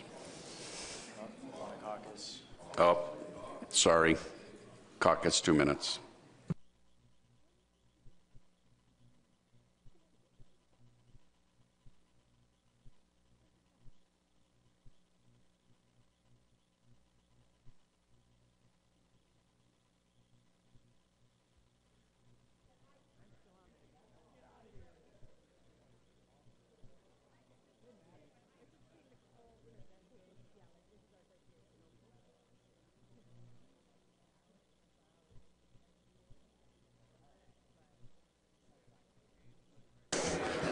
All right, let's vote.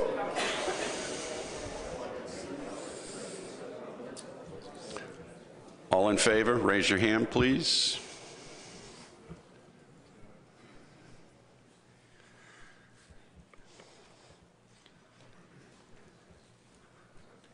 Thank you.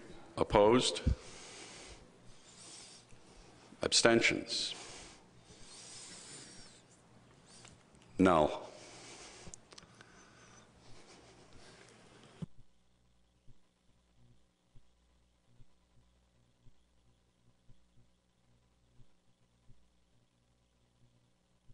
The motion passes, 12 in favor, 3 abstentions. Now, the next consideration is the discussion we were supposed to have of conservation equivalency. By incorporating it into the prior 2 motions, we have addressed the concerns of the TC. We, of course, will want to bring it up under the amendment talk in the next coming meetings. So we can bypass this discussion right now. Which brings us to circle hooks. Anybody want to start the discussion or make a motion? Tom Foti.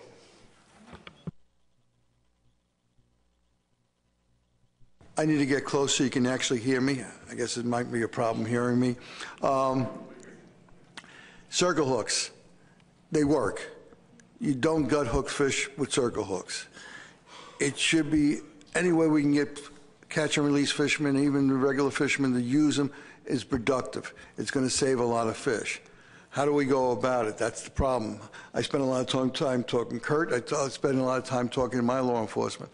Even gotten to the point of thinking, if we can't force it because they could be fishing for something else, then why don't we just, since bluefish are overfished, since weakfish are in the crapper, and we just say, if you're fishing for any of those three and using bait, you need to do it because, but again, he says, well, I'm fishing actually for menhaden, and I want to pull them in, and then stupid bass, but I mean, but that's how the judge will basically look at it, and it's just complicated. I think we go as far as we can. I would make it mandatory, but I know it's going to be a problem. So that's why I'm debating, but I would support mandatory. I also find it really, one of the things was disheartening at my public hearings is the guys that want us to go to, because they're all catch and release fishermen, these ones that were speaking, they wanted me to go to about 45% reduction because they need more catch and release fish, but they also did not want circle hooks because they want to snag and drop. I says, wait a minute, you're going to want to snag and drop? For people that know what I'm talking about, if the bunkers are sitting about 100 feet, 200 feet off there, they take the rod, put a bunker snag on, throw it out as far as they can, snag a bunker with a treble hook with a piece of lead in it, and then let it sit out there if the striped bass will get it. I says, unlike what I used to do is pull them in and basically put a circle hook and then put them back out again. That's what they're doing. I says, how can you do something like that? It was different when you were basically taking one of those fish home to eat, because if you had a gut hook fish, you would take that and then quit doing it that way. But that's not what they're doing. So it was disheartening for me to basically hear that at my public hearings. But yeah, I support mandatory. I don't know if somebody wants to make a motion. I'll let more conversation before I make a motion. Thank you. Richie White. Thank you, Mr. Chair. Move to approve option B. Second by Senator Merrimont. And I'll speak to it if I may. Go ahead, Rich. As I said, there was extensive discussion in law enforcement, and I think Kurt talked about the benefits, even though enforcement is going to be extremely difficult, but he talked about the benefits of having it in law, because 90% of the people, if it's in law, will do it. And it's the small percent that create problems, probably regardless if it's in the law or not. So please correct me if I'm wrong, Kurt, but that was a discussion. Thank you very much. So that's the basis of this. It's hard to enforce, but if we can get most people abiding by it, then we've done our job. Thank you. Pat Kelleher. Thank you, Mr. Chair. I support the motion. I think the Deputy Chief Blanchard really stated it well yesterday about the compliance issues. Maine has had mandatory circle hooks for several years now. We have a very high compliance rate. When we're not seeing compliance, we're usually dealing with it from an educational standpoint. The officers are occasionally writing a warning and then changing behaviors that way without writing tickets and dealing with the challenges that Kurt spoke to earlier with the courts. I think beyond this conversation, somebody ought to talk to the incoming chairman about a broader conversation about circle hooks across the board. We're talking about them everywhere now, and maybe we need to have that broader conversation. Justin Davis. Thank you, Mr. Chairman. I'll also speak in support of the motion. Certainly, as I mentioned earlier, I'm concerned about the issue of discard mortality with this stock, and I think this is a good first step, hopefully one of many. I'm wondering if we need to consider implementation deadline for this, because I don't believe, certainly from Connecticut's standpoint, we could probably not craft regulations and implement them on the same timeline that we're going to be required to implement the other regulations we're going to adopt pursuant to this addendum. So I guess I'm looking for some direction from the folks up front there if we should consider an implementation deadline. Yeah, I think Jim asked a similar question earlier, and it is up to the board if they want to have the same implementation timeline for all the measures approved today or separate timelines, implementation dates for different pieces of the addendum. This would be a good candidate for a second timeline. Yeah, we put in circle hooks and we shoved it off a year for all the reasons we all know. Bait and tackle shops need to get rid of current stock, et cetera. We need to educate the public, so that's a reasonable thing to add. Jim Gilmore. Well, that was my question, was the same issue, was the implementation date on the circle hooks. And to your point, Mr. Chairman, I think giving some time to implement this, I think Kurt said yesterday, I was listening also, is that the majority of the fishermen, if they know it's a rule, will abide by it. And you get some just voluntary compliance just because they know it's the rule. So if we phase that in, I think it probably more protection of the resource while we're, letting the, for higher industry, get rid of their stock, whatever. So if whatever we need to do is I think we need to identify a date. But is that something that we need to do today, or is that something that we can push off till the February meeting? My goal was to get that today. We will have to set an implementation date after we deal with circle hooks, and that's when that can come up again. But yeah, I'd like to get that today.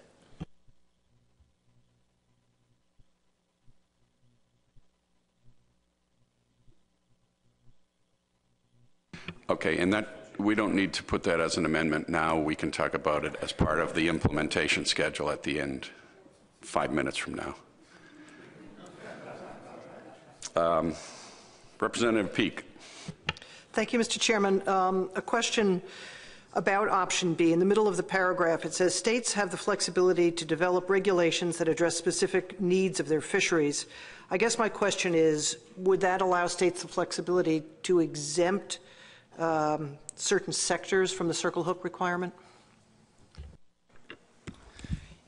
Well, so when the PDT put this measure together in the document, that was one of the struggles that we had. I mean, we learned from other states going through this process that it's very difficult to get a blanket statement in there to apply to all anglers. And the PDT there was no way we were going to be able to create that language ourselves.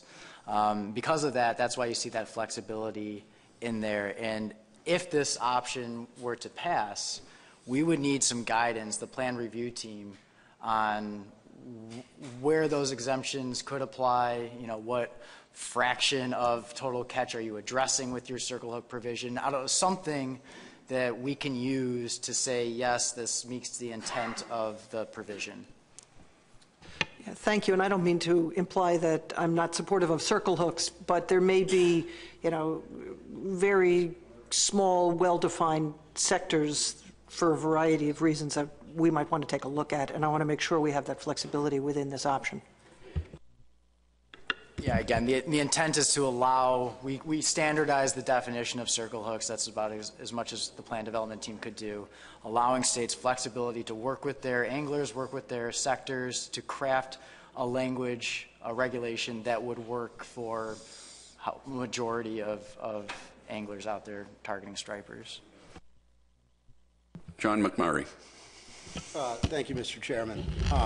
Yeah, I support the motion. I think it's a no-brainer. With the understanding that this will not help discard mortality on paper, we're stuck with the 9% regardless. But it's the right thing to do, and I think it'll have a real effect on the water and reducing discards. And I do understand the compliance concerns, but say what you want about Mike and Maryland, but they did show us that a high level of compliance can be achieved. And I think with the right educational component here, we will have a high level of compliance. Thanks. Joe Cimino. Thank you, Mr. Chair. I think that's a good time to follow up. I also support this, and I think one of the main reasons for me is that it will get this information out into the public better than anything else we can do. But reading the option, it mentions educational stuff is encouraged. Max's presentation sort of suggested that there will be an educational component to it, so I'm just trying to get some clarity is option B have any educational requirements, and if so, what would states be held to for that?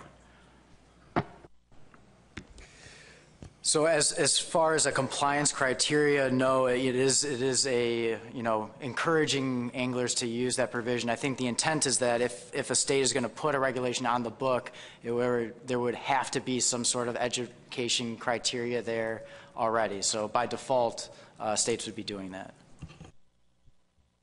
Mike Luisi. Thank you, Mr. Chairman. I just want to speak to the point of flexibility. I'm glad it came up and it was discussed because, as you all know, we implemented mandatory measures a few years ago for circle hooks, and we found challenges in that. We found challenges in trying to get a circle hook regulation put through our process with bait as a general term due to how many other fisheries are happening in our area of the bay with bait. So what we did was we made an attempt to try to achieve, let's try to hit 90%, 95% of those people fishing during a certain time of year with a certain method. So I would hope that as it's been discussed and written, it's more important, I think, to get the regulations on your books and be able to be flexible around how that rule applies. And then through the amendment, perhaps we can tighten that up. Maybe it can be more broadly applied to all bait fisheries. But I think right away, if we had trouble, I'm sure other states are going to have trouble with that too. So flexibility is a key here for the first few years of mandating this hook. Thanks. Thank you. I think Senator Fairmont, final word. Thank you, Mr. Chair. Well, that was part of what I wanted to say was getting it on the books is an education because 99% of the people I know check the regulation for the new year because they know something will change. So they know that it's in place. But I think that I didn't say this just because of this, but I think there's a real bait and switch issue going on with giving a year to keep selling something that will be illegal. If you give a year, you're saying, here, come buy all these hooks up to benefit the sellers, so you have something that you have to throw away in a year or be tempted to use and break the law. I don't think it should be delayed. It should go on the books right away, and that'll be an education. Let's move the question. We're ready to vote. You ready? All in favor of the motion, raise your hand. Appears to be unanimous.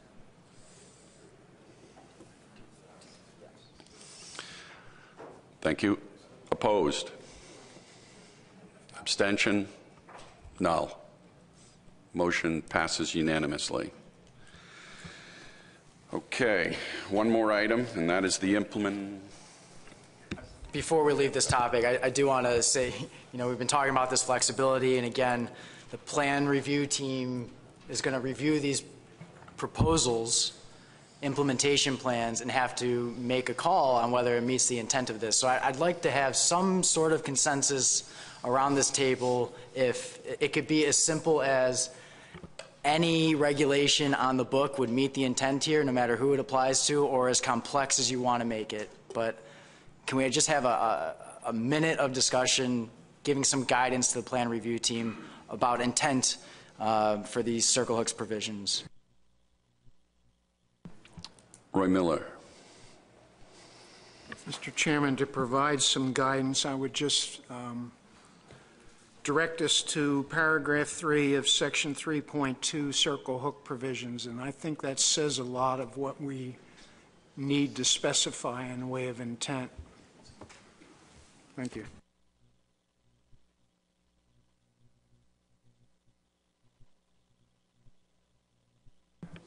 Pat Keller. Yeah, I agree. I mean, I think Section 3.2 overall gives very good guidance. This is about circle hooks for the use of bait, both cut and live. There needs to be an educational component to this from a timing standpoint. I think the biggest issue is is when we're going to initiate overall. I differ a little bit from my seatmate on the timing, but I think I'm not sure what more you would need based on what is under 3.2. It's pretty, I think it's pretty comprehensive. Thanks, and I'm just going to probably end this conversation pretty quickly. I got some guidance from Tony and the idea that, you know, we'll look at these implementation proposals for the Circle Hooks provisions and come back in February recognizing that there's probably going to be, or I don't know, perhaps there might be a delayed implementation with that. We can get some more feedback from the board at that time. Let's go to implementation schedule. And I think there's two parts. One is the whole addendum and then one for the circle hooks. Max, what feedback do you need for that? So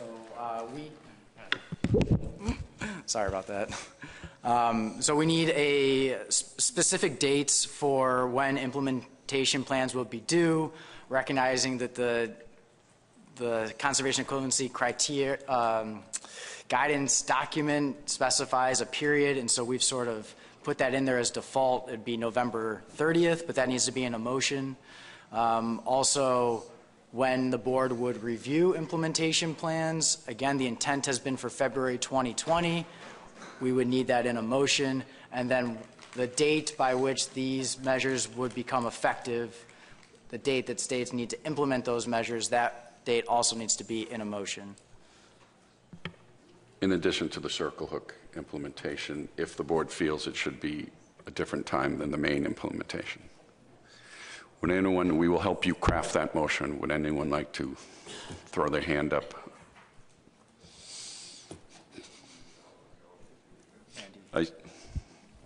Andy, thank you.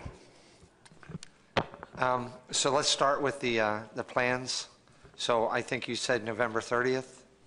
So I make the motion that the plans are due November 30th, and you can wordsmith the rest of it. Thank you.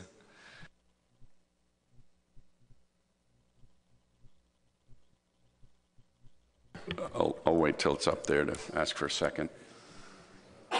We have a second, Richie White. Sight unseen. Awesome.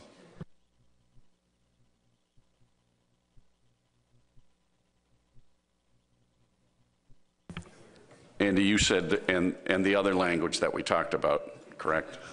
Yes, I did. All right. And do you have a comment on circle hooks, the circle hook implementation part? So for Pennsylvania, it was interesting because our anglers were volunteering to do circle hooks even if we didn't require it. So in order for us to take action on this, it would be much simpler for Pennsylvania to roll everything that we talked about today into a single action. And so we're prepared to do circle hooks for 2020. And, you know, I'm looking at this. Our season's going to be open, depending on the conservation equivalents, the months of April and May. Typically, March is when striped bass are on the move, so I'm hoping we can get things done in February and everybody gets their stuff in order by March. That would be what I would be thinking, but certainly would listen to others on that.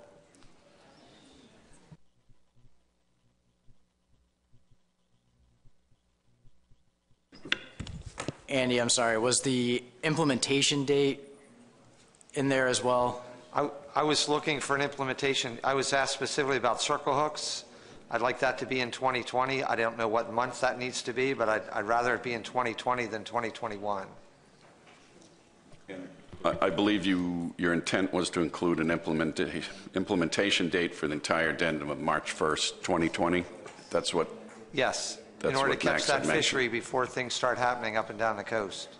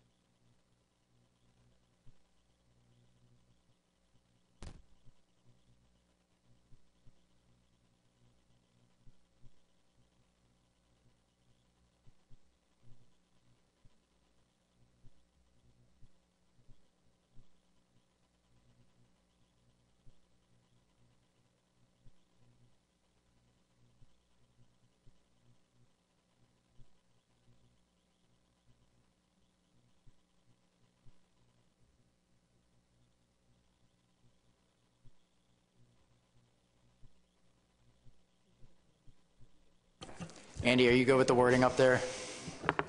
Not quite. My intent, and certainly this will be debated, I'm guessing, but my intent was that the circle hook requirement is implemented beginning in the 2020 fishing season, not at the end of the 2020 fishing season. March 1st. March 1st. Obviously, that's going to be an administrative challenge for many, but that's the motion, and I expect that somebody might want to change that. But Could I make a suggestion? Sure. That you're looking to fully implement the provisions of Addendum 4 by March 1st, or March, whatever that March date was? When you say fully implement,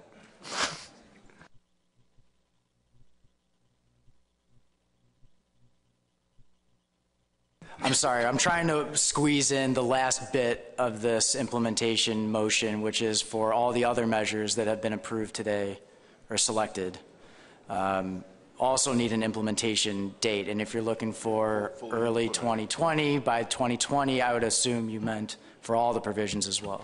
so I'll ask for clarification, since my understanding was, when we started this whole process many months ago, that adjustments to the fishing everything had to be done in the year 2020. Changes had to be made in the year 2020 in order to affect the change that needed to be done. So I don't know if that needs to be the beginning of 2020, the end of 2020, to be true in the spirit of what the guidance was for the striped bass fishery, because it was overfished and overfishing was occurring. So I'm trying to get some dates up front to make sure we don't slip. But if you tell me that we're all good sometime in 2020 that the group can agree that they can make, because that's true to the spirit of what we are charged with, I'm open to that.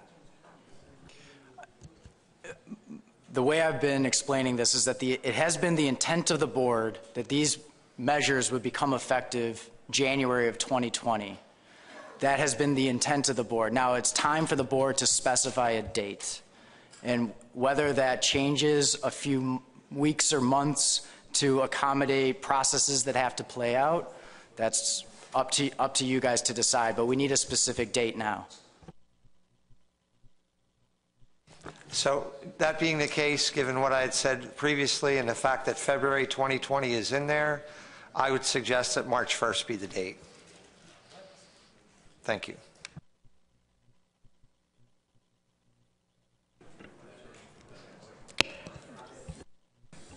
I just want to get it clear on the record that you're not just referring to the circle hook provision. You are referring to all the provisions that have been selected in this document. Yes, and you promised me you would write all this language if I raised my hand. I made no such promise.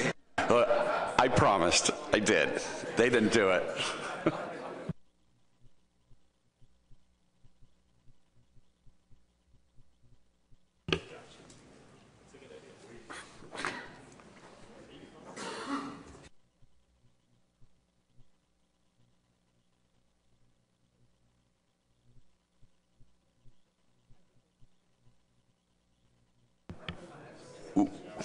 Has it evolved okay with you, Richie?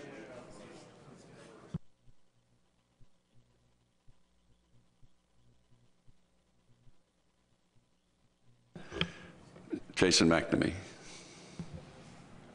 So we're talking about the motion here, Mr. Chair, just to... Yes, I believe we have a finely crafted motion now. Okay. So March 1st, I think, would be a little tight for Rhode Island, and I would prefer it to be April 1st. So would that be an amendment that I'd be offering? Don't ask me. I got in trouble earlier today about this. So I haven't read this into the record yet, so it's not really a motion, right? So I'm happy with April 1st. I can certainly agree to that.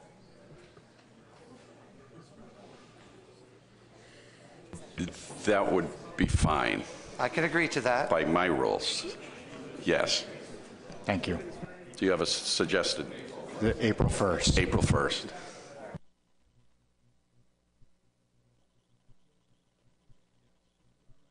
Jim Gilmore. Mr. Chairman, for the circle hook provision, I would like to amend to have that date be January 1st, 2021.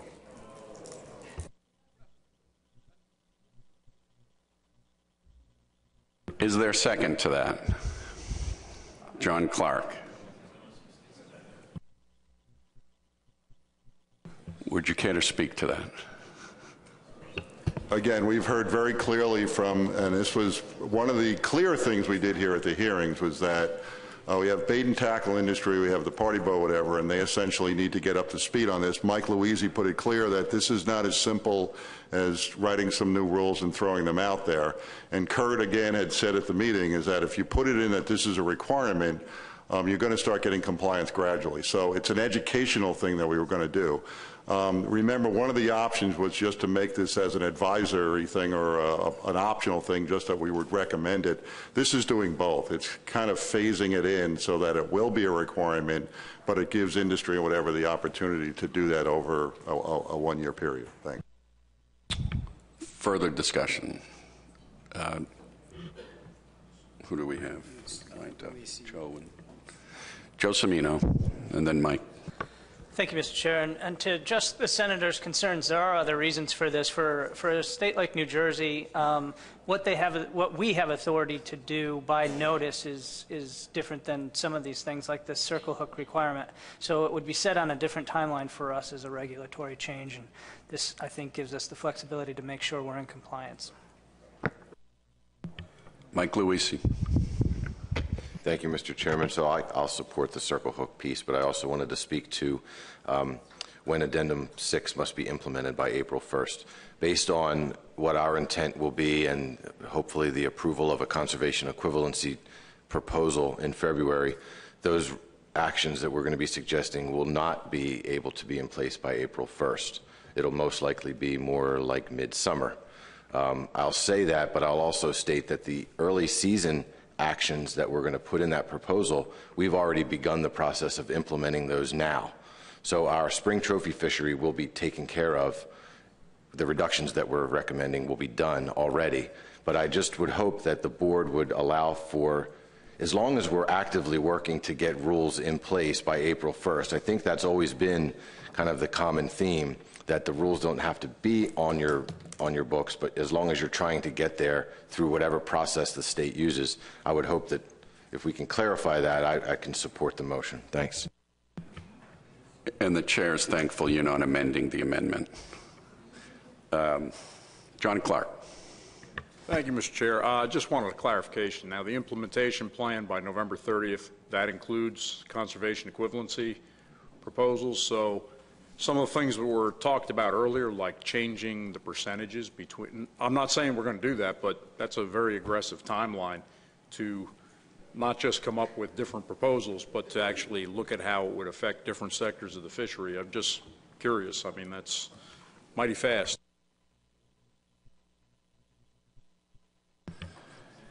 Further discussion. Senator Merrimont. Thank you, Mr. Chair. When any of these are short term, it's just like the states having a law that they put on right away and then they don't write tickets. They let a year go where they're just issuing warnings or watching progress. And it seems like the board would be watching that same for a state that's trying to get the information, trying to work on it, misses the date a little bit. We're not going to convene the ASMFC to sanction a state that's working towards a goal and misses by a little, correct or not?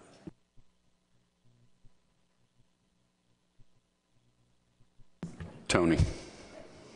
I mean, that's the prerogative of the board. I think there are parts of this, such as the submission of the implementation plans, meaning the conservation equivalency proposals, have a timeline because the TC has to review that information in order to provide you guidance for the February board meeting. So some of these timelines are very definitive and hard in order to give the amount of time that's needed to do a thorough review of these proposals. We recognize that this is going to be a quick turnaround and will be difficult for the states, but in order to have regulations implemented by the beginning of next year or the beginning of next year's fishery, it's the way we need to make it be. Okay, I think we can vote on this. So let's vote on the motion to amend the Circle Hook implementation date to a year later. All in favor?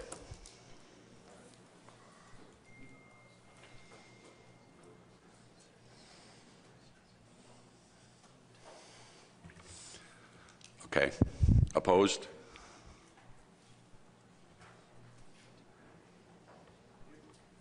Thank you.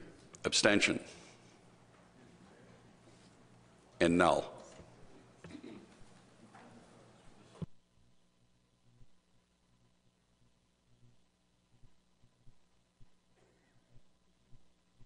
Motion passes. 10 in favor, 11 in favor, 2 opposed, 2 abstentions.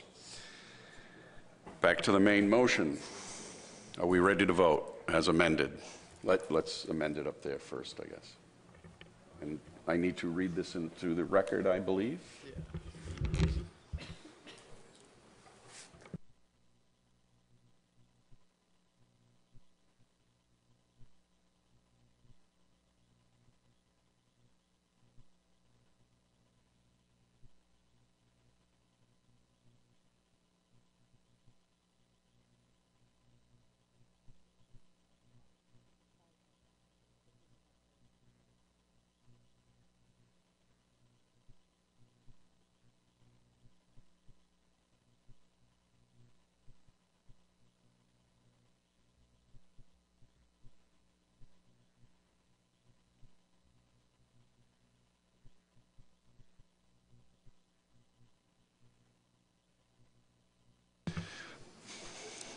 Move that states submit implementation plans by November 30th, 2019. The board will take action on implementation plans in February 2020. Circle Hook requirements must be implemented by January 1st, 2021.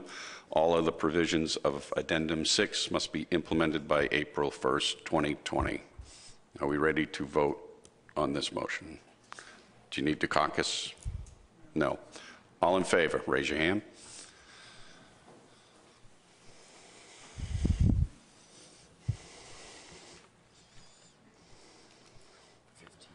15. Opposed? Abstention? No. The vote passes, the motion passes unanimously. We have one final motion we need. Is that correct? To accept the entire addendum as amended. John Clark. Sorry, Mr. Chair. As approved, sorry. I just have one thing to bring up. It's a issue that affects Delaware that came up at the last board meeting where there was language that was in the draft to exempt a few small recreational fisheries from conservation equivalency because they were not included in the calculations to develop the 18% reduction scenarios. And I know that that was changed at the last meeting. This raises a very strange situation for us now because we're being asked to do conservation equivalency about fish that have already been counted by the PDT in the calculations to develop the options that we just voted for. And this will lead to double counting the same fish. So I'm just saying I understand why the board did what it did at the last meeting, but I just think that looking at this rationally, it's a very small fishery. It's ridiculous to ask us to do conservation equivalency for striped bass that have already been accounted for by all the calculations that were done to develop these options. And so just wanted to put that out there as we go ahead with this because I think that is something that would be contrary to the ISFMP charter there because it's not fair to ask a state to double count a fish. So just want to put that out there before we finalize this. They're conferring. Is this to this point, Sherry? Thank you.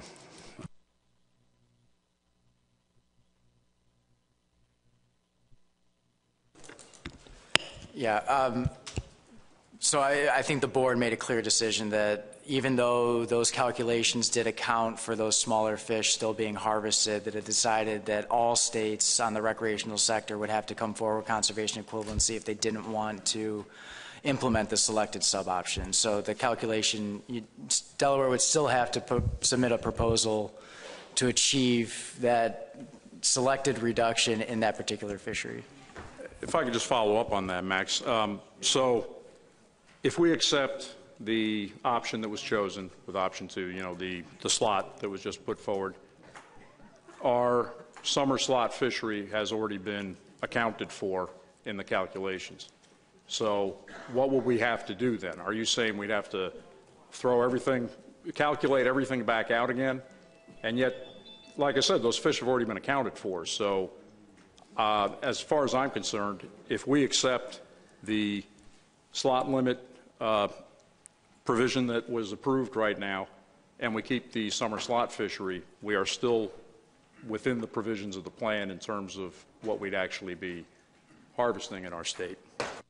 Yeah, I understand what you're getting at. The assumption of it was a non-compliance assumption, really. I mean, when this was done back in Addendum 4, the assumption was that there would be 100% compliance. This time, the PDT went the other route and said, that's probably not a fair assumption. We're going to assume the same level of noncompliance, meaning all fish, not just in Delaware, up and down the coast, that were below the minimum size or that harvest would still occur. So it's not secluding just the fish from Delaware. It's really all those fish across the state, across the coast. Oh, I understand that, but I'm just saying that the reason it was put in as an explanation in the previous draft that was presented to the board before the August meeting was because those fish were accounted for. And as I said, I've seen the calculations and all that, and we did all the work done to justify that fishery back in, what was that, 2008, Roy, 2009? We have continued to document that it is a resident male fishery in Delaware Bay. It's a small fishery, and as I said, I'm just saying in this case, to do a conservation equivalency for those fish just seems like adding needless work to our state and to the technical committee.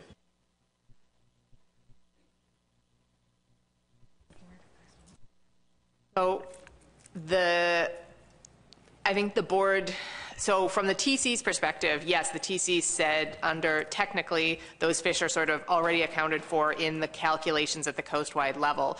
And that was why we put that forward the way it was. The board has already decided they don't like that justification and that rationale, and so have said that you guys have to submit a conservation equivalency plan if you want to keep that small summer slot. And so now I think it is, so if you want to bring that decision back up to the board, now potentially would be a time to do it. If you want to try this in February, you can try it then. If you want to submit a conservation equivalency plan for that small slot limit and say it's not going to change the harvest beyond what you would expect under the 28 to 35 inches, you can submit that. But the TC's hands are tied in how we would interpret this by the direction of the board. If the board wants to come back on that issue, they can.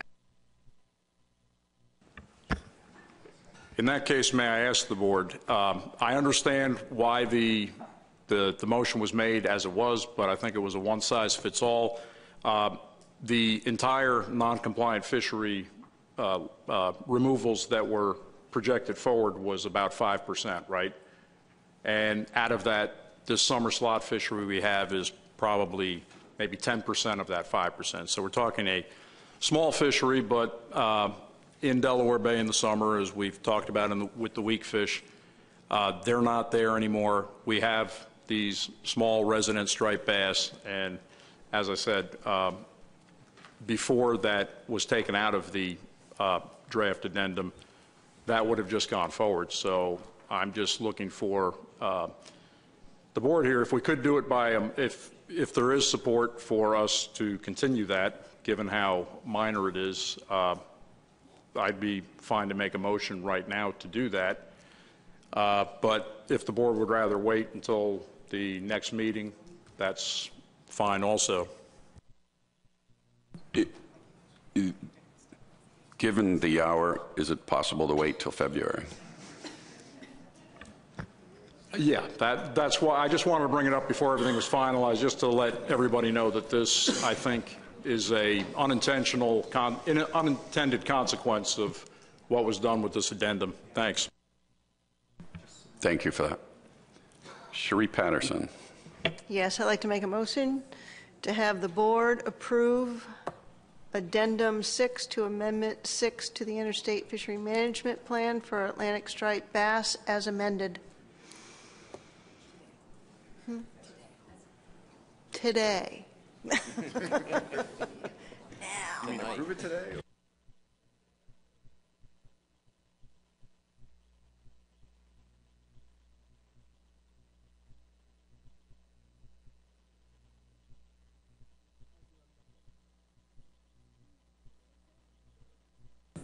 Got it. Do we have a second? Who wants to be the second? David Borden. About time you raised your hand. Thank you. Is there any objection to this motion? Seeing none, Addendum 6 is approved. I'm sorry, hold on. No objection. Even with no... If there's no objection. There's no objection. No objection. It passes without a roll call vote. Is there any business additionally to come before this board? Tom Foti. I was serious before when I said that maybe we should be doing this, circle hookers for bluefish. So when I go to my Marine Fisheries Council, I'm actually going to make a proposal that we basically put it in for bluefish, weakfish, and striped bass. Mainly because bluefish is chunking fishery a lot, used to be there, and it'd be much better off with circle hooks so we wouldn't be gut hooking the bluefish. And since bluefish is actually in worst case scenario than I think striped bass is right now, we should be protecting them, and weakfish is down the tubes altogether. And this way it'll make it easier for enforceable. Maybe not perfect, but at least they can't say they're fishing either one of those three species. They both got to all require circle hooks if you're fishing bait.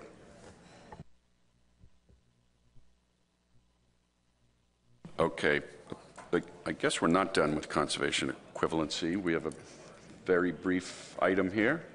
At least the presentation is. Okay, so I will be presenting the TC criteria for conservation equivalency for Addendum 6.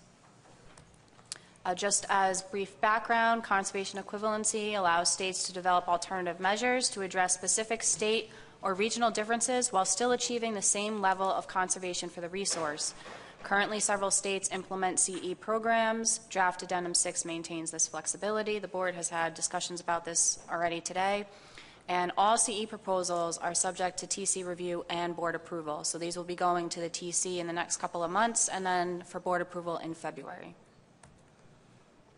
Who needs to submit a CE proposal? For recreational measures, if you're deviating from any of the board-selected sub-options, states must submit a state-specific analysis using state-specific data, demonstrating the proposal meets the required reduction relative to 2017 levels, which the board has decided is 18%. Data sources, the TC has said that MRIP data will be the default data source to be used for any CE proposal, and that the years to be used will be 2016 to 17 for all size-related analyses, and 2015 to 2018 for any seasonal and mode-based analyses. Analyses to be used shall follow the standard procedures for size and bag limit analyses that the TC has used in developing Addendum 6 options.